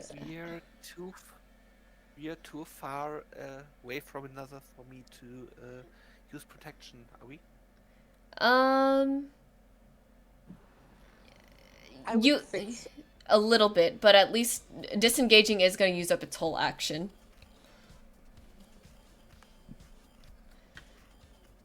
Okay. All right, so we are back in the order with you, Gina. Oh. Then I'd like to use the goading attack. Goading attack? Aggro land on me, yes. All right, let me pull up what exactly that does real quick. When you hit a creature with a weapon attack, you can expend one of your superiority die to attempt to goad the target into attacking you. You add the superiority die to the attack damage roll, and the target must make a wisdom saving throw. On a failed save, the target has disadvantage on all attack rolls against targets other than you until the end of your next turn. Okay, so, with that being said, go ahead. Question is, Yeah? do I get my extra attack? Yeah, you will, but your extra attack won't be the goading attack. If that makes sense. If you want it to be another goading attack, you're going to have to spend another superiority die. Okay. And first attack, the goading attack. Alright, so go ahead and make that attack roll. It's a 2. Turned 8. Yeah, unfortunately, as you're running back to try and distract the Zorn from attacking Harlow, in the chaos of it all, your attack does just sort of miss the Zorn. Did you want to use your extra attack? Extra attack, yeah. Let's And then- turn it into another goading attack. Another goading attack, okay. And I'm gonna help you keep track of how much superiority die you use. Go ahead and make the attack roll again. 12 12 total. of total. Yeah. By the way, I'm having coins in front of me to keep track of these dice. Oh, okay. Okay. All right. Unfortunately, that does not hit either. It seems it seems like just there are just these spots of tougher like natural armor on the Zorn. If you want though, you do still have your action surge for the day, which is action surge is just going to like not reset your turn, but it's going to give you like another whole action to use. Right, I have that, but I will say want me to have okay, let's do it. you're going to action surge. Then, I use action surge and let's spend the third coin on the next goading attack. All right. Go ahead and make the attack roll. Finally, 18 turn 24. 24, that one hits. And go ahead and roll damage, and don't forget to add the superiority die. So you want to roll a d10 and a d8. That. That's 6 in total, plus 6, plus 5 of the sword. So that's 11 damage. Okay. All right. Yeah, as that attack lands, you can tell the Zorn's looking pretty roughed up right about now. And then I think you still get your extra attack with the action surge, if I remember correctly. Yeah. Yay! Yeah, fighters are Right. really good at dealing a lot of hits. 16 to 22. 22? Alright, that hits. Go ahead and... This one isn't going to be the goading attack, so just roll the d10, and then let me mark that the creature is goaded. 11. 11? Alright. Alright, so since that goading attack was successful, on the target's next turn, will have disadvantage if it tries to go for Harlow. Harlow, you are up. You are currently within melee range of the Zorn. Not a place I like to be, realistically. Yeah, that's pretty but bad. That's pretty bad. I'm gonna risk it. I'm gonna It walk does. away without disengaging, so there's opportunity attack there, but Yep. I have a plan. To be fair, I think the opportunity attacks will get the disadvantage. So That is fair. But yeah, I have Harlow has the face of a bird with a skeet. This boy has thoughts. he has thoughts, and I think those thoughts are definitely going to pay off because as it tries to swipe at you as you back away, its eyes just can't really remain focused on you, and it's like watching Gina. So as it swipes at you, you duck out of the way without any problem because that was a nat 1 that I rolled on the disadvantage. Okay, so when I'm a decent enough distance away, I am going to cast Moonbeam. Moonbeam. Alright. Uh, How big is that radius for Moonbeam again? I'm just gonna look it up real quick. It's a 5-foot radius. It's a very thin, like, floor. It's just that it's Oh, a it very is. wide. It's a very tall thing. It's definitely tall. Alright, you're gonna cast Moonbeam, and I think at the start of my turn, I have to make that dex save, right? Yes, against a whole lot of radiant damage.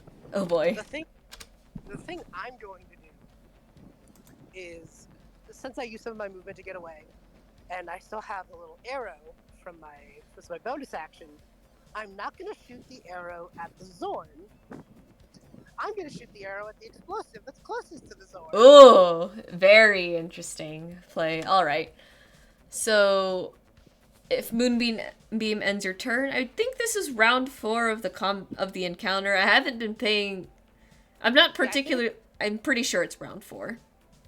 But I will say the beam is a bonus action, and the Moonbeam was my full action, so should I roll for the arrow thing? Oh, you are shooting an arrow as a bonus action. Yeah, go ahead.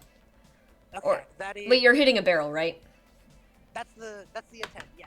Okay, yeah. Never mind then. Let me make that dexterity save against the explosion. Okay. Yeah, Zorns are not known for their maneuverability, unfortunately, and with that, it's gonna take 3d6 fire damage. 2, 8, 12, It's made of... It'll handle it. 12 damage. Alright, and then...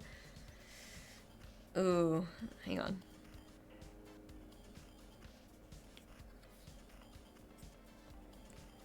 As the barrel explodes, Harlow, can you just make a quick perception check for me? This isn't gonna be a difficult one. Sure.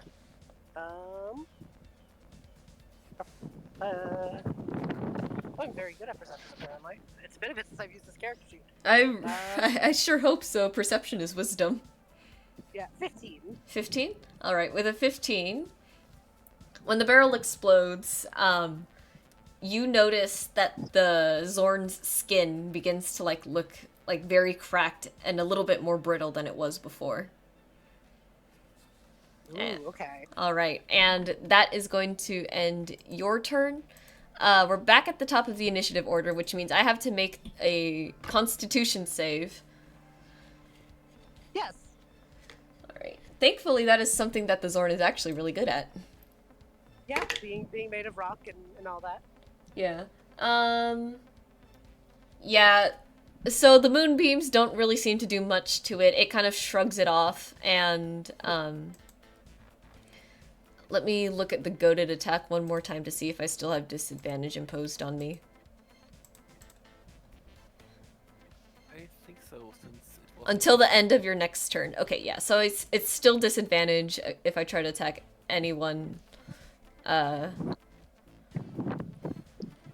Gina. So Gina, it is gonna go after you. It's going to go for a multi-attack.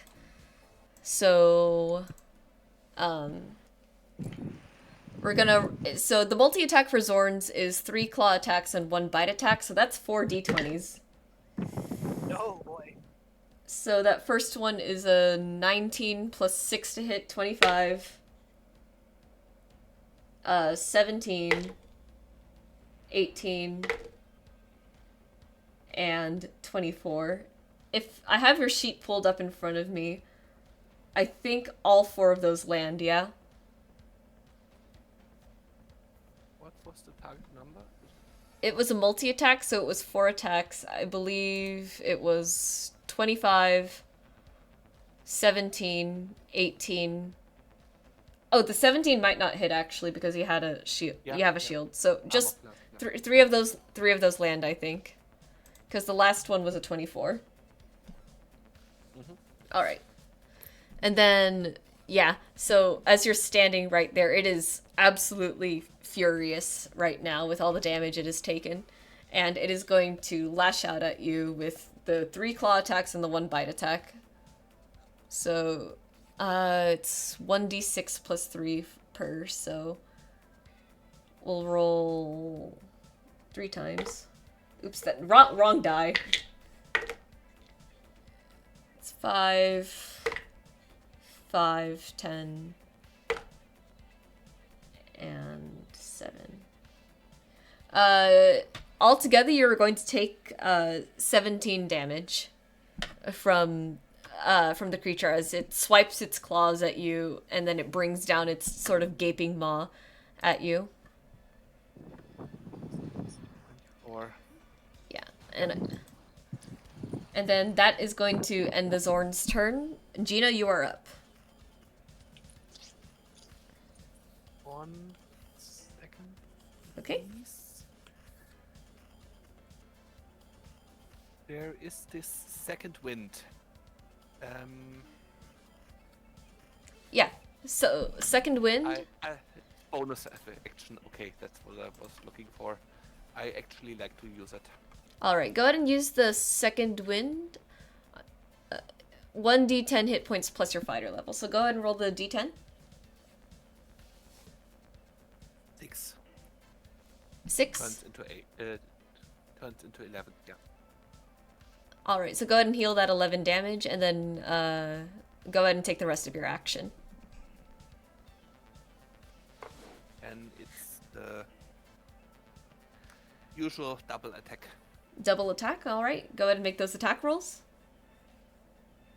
Natural 20. Ooh, nice. So that's going to be 10. Roll the d10 and then add the 5. 8, 13. 13. And then plus the 10 from the crit. So that's going to be 23 damage. All right. Dang. And the other is a 15 turned 21. Turn 21. Go. All right, go ahead and roll damage for that one too. 10 plus 5, 15. 15. Okay. Yeah, the Zorn is not looking all that well right now. If that ends your turn, Harlow, you are up next. It does. Okay. So I'm trying to think of how I can do this because it's not doing good. It really isn't. Oh, shoot. I was forgetting to do this on Sunday session too. Let me tweak the numbers a little bit. Gina, when you land your attacks, especially on that brittle area that the Zorn had, it seems to be doing just a little bit of extra damage. Can you roll 2d4 for me? Or, yeah. 4, and another 4. All right. Yeah, it is not in good shape. And Harlow, we can get back to you. Sounds good. I think Harlow kind of seeing that it's teetering on the edge of being defeated, and also Gina just took a big hit, is now thinking of how to wrap this up, you know? Yeah. And I think they will kind of maneuver themselves in a position where the Zorn is, like, kind of looking for them, because the starry form was very, like, attention grabbing. Yeah. And I'm going to try and angle this to get Gina out of the way of a 20-foot radius cube, or 20-foot radius square, whatever. Yeah, I'd argue that the arena is definitely big enough for that. Okay. A fountain of churned earth and stone erupts in a 20-foot cube centered on a point. Each creature must make a dex save or take 3d12 bludgeoning damage on a fail or half on a success. I'm going to cast Erupting Earth. Erupting Earth. Alrighty.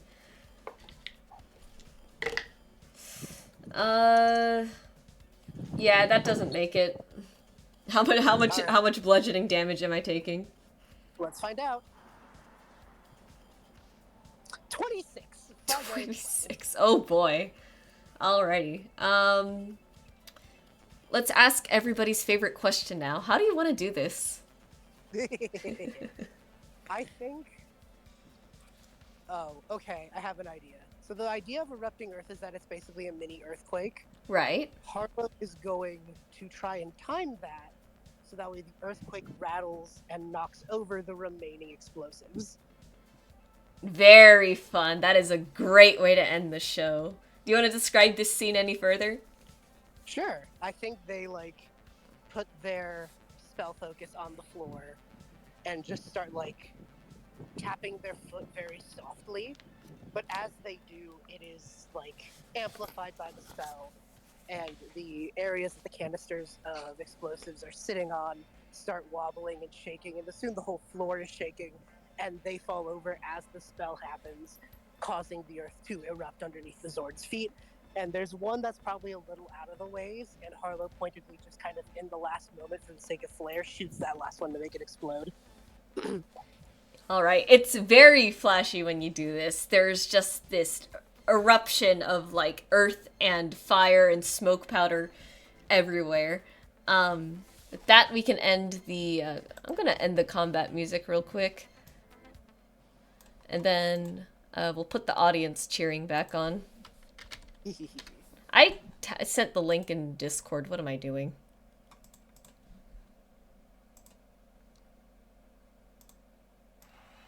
Yeah, as all of that happens, the crowd erupts into cheers, and the last thing you need to do is dig the engagement ring out of the Zorn's stomach. I will happily do so unless Gina wants to. Gina, considering you're the one with the sword, maybe you should do this one. That's a good point.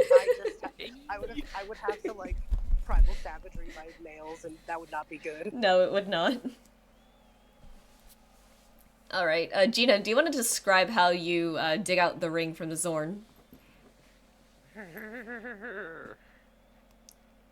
time to cut the belly of this open of this stone pest.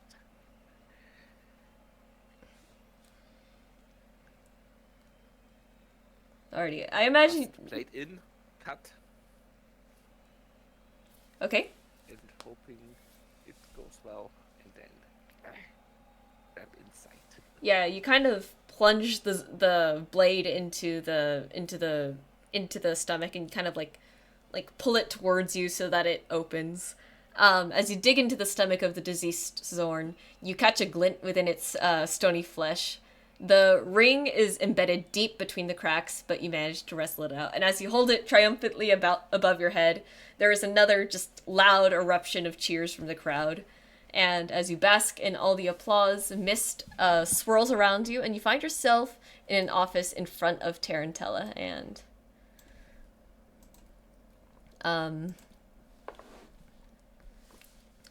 And here we go. Apologies for having you take care of my little pest problem without directly telling you, but after you all had left yesterday, I figured it would be easiest to kill two birds with one dazzling gem, and I really must say you've put on a magnificent show for my audience. Oh, the ratings are absolutely stellar right now. Thank you. I'm just glad we were able to help our friend.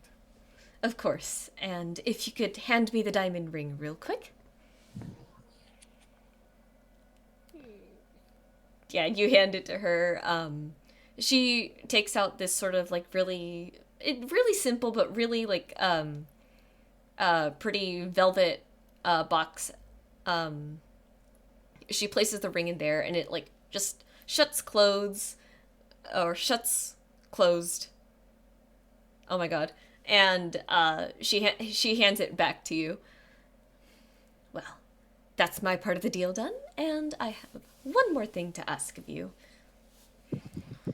Oh. As I mentioned a moment ago, the ratings for the Necronexus have never seen such a wonderful high, and I can't help but ask if you would be willing to become regular participants here. Well, I had a bit of fun, so I wouldn't be opposed. Gino, any reaction to this? I think our guild might need us in the future. Well, between guild work,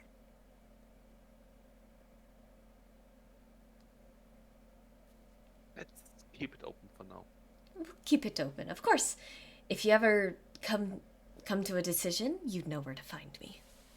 Now, if that's all the business we have to attend to, I I must I must go off to take care of other things. Tell your associate that I hope the wedding is simply wonderful. will do. Will do. Thank you. And with the engagement ring safely in your possession, you make your way back to the rest in peace. The walk back is mostly uneventful. You are stopped by some citizens who are congratulating you, saying that they really enjoyed the match. But beyond that, what's more exciting right now is getting the Sanguine Diamond ring to sign my hat. Yeah. Yeah, an undead approaches you. The undead's name is Chat, and they're just like, "Oh my god, please, that was an incredible fight. Could you sign my hat, please?" And they give you like a little bowler hat. Harlow is so touched. They will happily. All right, hat signed. Congrats. And yeah, they say oh my god, oh my god, thank you so much. That was an incredible match. I really looking forward to seeing you guys again if you are going to participate again. And they sort of scamper off. Well, that's lovely.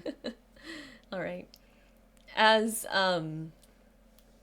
you guys make it back to the rest in peace, and as you step through the doors, Tabitha also meets her gaze with excitement and bounds over to you. Oh my god, I watched your match. You guys were incredible. You don't understand how badly I wanted to put this on the screens here. But if I did, I think Cammy might have found out. So I didn't want to risk this, but thank you again. Could I see the ring real quick?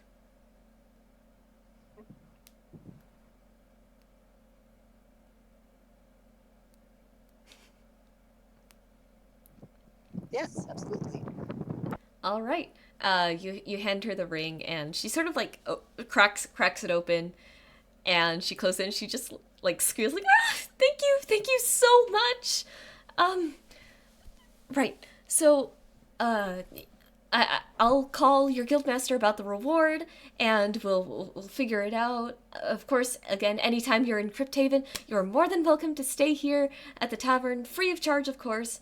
And as she's sort of blabbering all of that back and forth between you guys, a new voice enters the room. Tabby, what's all the commotion about? And you all sort of turn. You see this ghostly figure. She has long hair, these sort of choppy curtain bangs, and she does appear to be the spirit of an elf. Tabby! Or Cammy! Cammy, I really wouldn't worry about it. They were just doing a small favor for me. A small favor. Tabby. Elbow in her. A small Hang on. A small favor, and you're letting them stay at the tavern for free? And she goes, and she kind of looks to you guys for help for a moment. We can, I think Harlow mentally is giving the look of do you want to do this now and have us leave for a minute? Would it be good if we were not here right now? Yeah, you're kind of visually communicating that. Gina, do you have anything that you wanna say?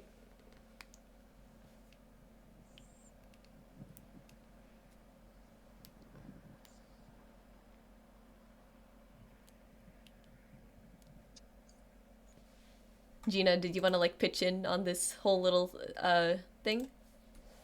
Yeah.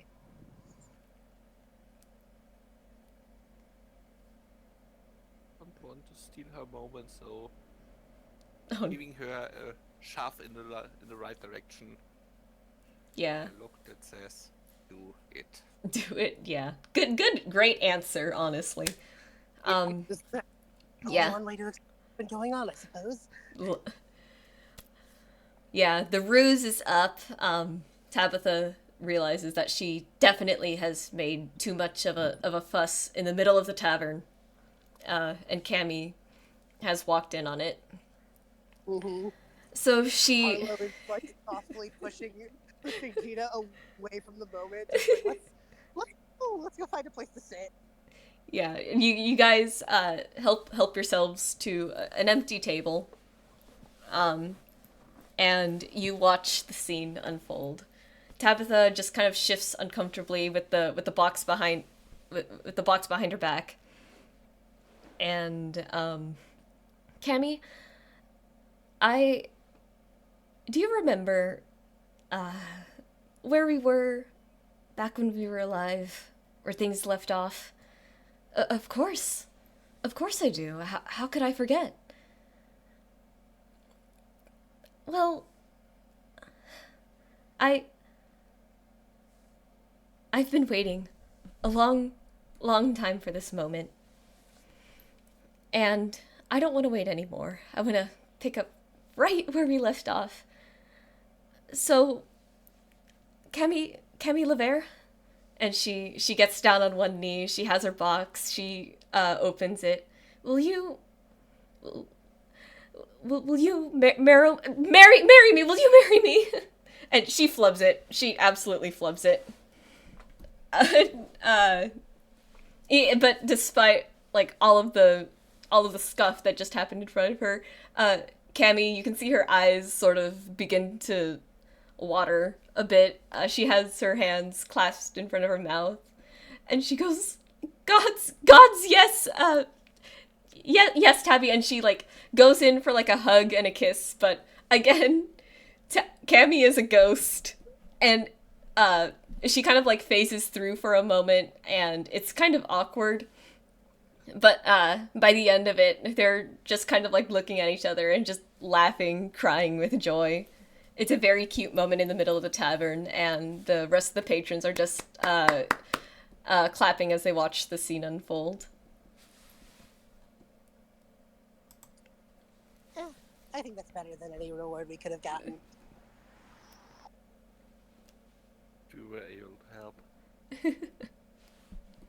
Except they got glad they got a happy end. All right. But yeah, once again, when they finish up there, Tabby stands up, straightens herself, and she says, thank you so much for everything that you've done for us. Don't worry about it. We were happy to help. All right. And with those closing remarks, wedding plans do start almost immediately. Just like in the air, general excitement, talking about where it's going to be, when it's going to happen, how long they're going to have to wait. And even though there has definitely been a lot of waiting already, Cammy and Tabby have all the time in the world to get ready. And of course, when that wedding happens, the two of you are 100% invited. Aww. All right, and that is the end of the one-shot! Happy Halloween! Please schedule a wedding brawl. Oh no. Maybe for the game store, yeah, and then we'll try to bring it back to Twitter if I can figure out a proper way to set up D&D one-shots here too. But yeah. What'd you guys think? Oh, that was so fun. I love that. Of course, thank you so much. Yeah, I loved your play with the explosive barrels because when I ran this by my cousin, she told me that there was a decent chance that combat might slog a bit because Zorns have such a high, like, HP threshold. So I was like, okay, well, I can balance the character sheets to make it a little bit easier. What's another way to make things a little bit more interesting, though? And I was like, oh, I'm gonna put explosives just all around the arena. So I was, So yeah. So I was really glad those came into play. I kind of figured with all the talk of the Rocky skin that like high AC was what we were dealing with. Yeah. So I was trying to play around it, and I think that was fun to do. Yeah, and Kira, I think it was really cool that even though you were a new player, you were absolutely like not afraid to use like any of your feats. Like Mhm. like it was really cool to see that you knew like to use the goading attack right there, and I was just like, that is like you are a great player, Kira. Like good shit. Thank Very you. I just exciting. was my preparation directly before the session. Yeah, you did great. I think you did great playing Gina. Wedding Crashers with a Vengeance. All right. Well, I have another funny long day ahead of me, so I think that's gonna be it for stream. Hopefully next week I will be live again. Tuesday we'll be drawing vampires. I absolutely loved playing with you guys on, and I will be seeing all of you on Twitter, and everything. Thank you again so much for playing. And yeah, thank you to everyone who came here for stream. Yeah, of course. I love DMing and I love playing at least. So this was a wonderful day. All right. Yeah. So long, chat, and so long, everyone else. Bye.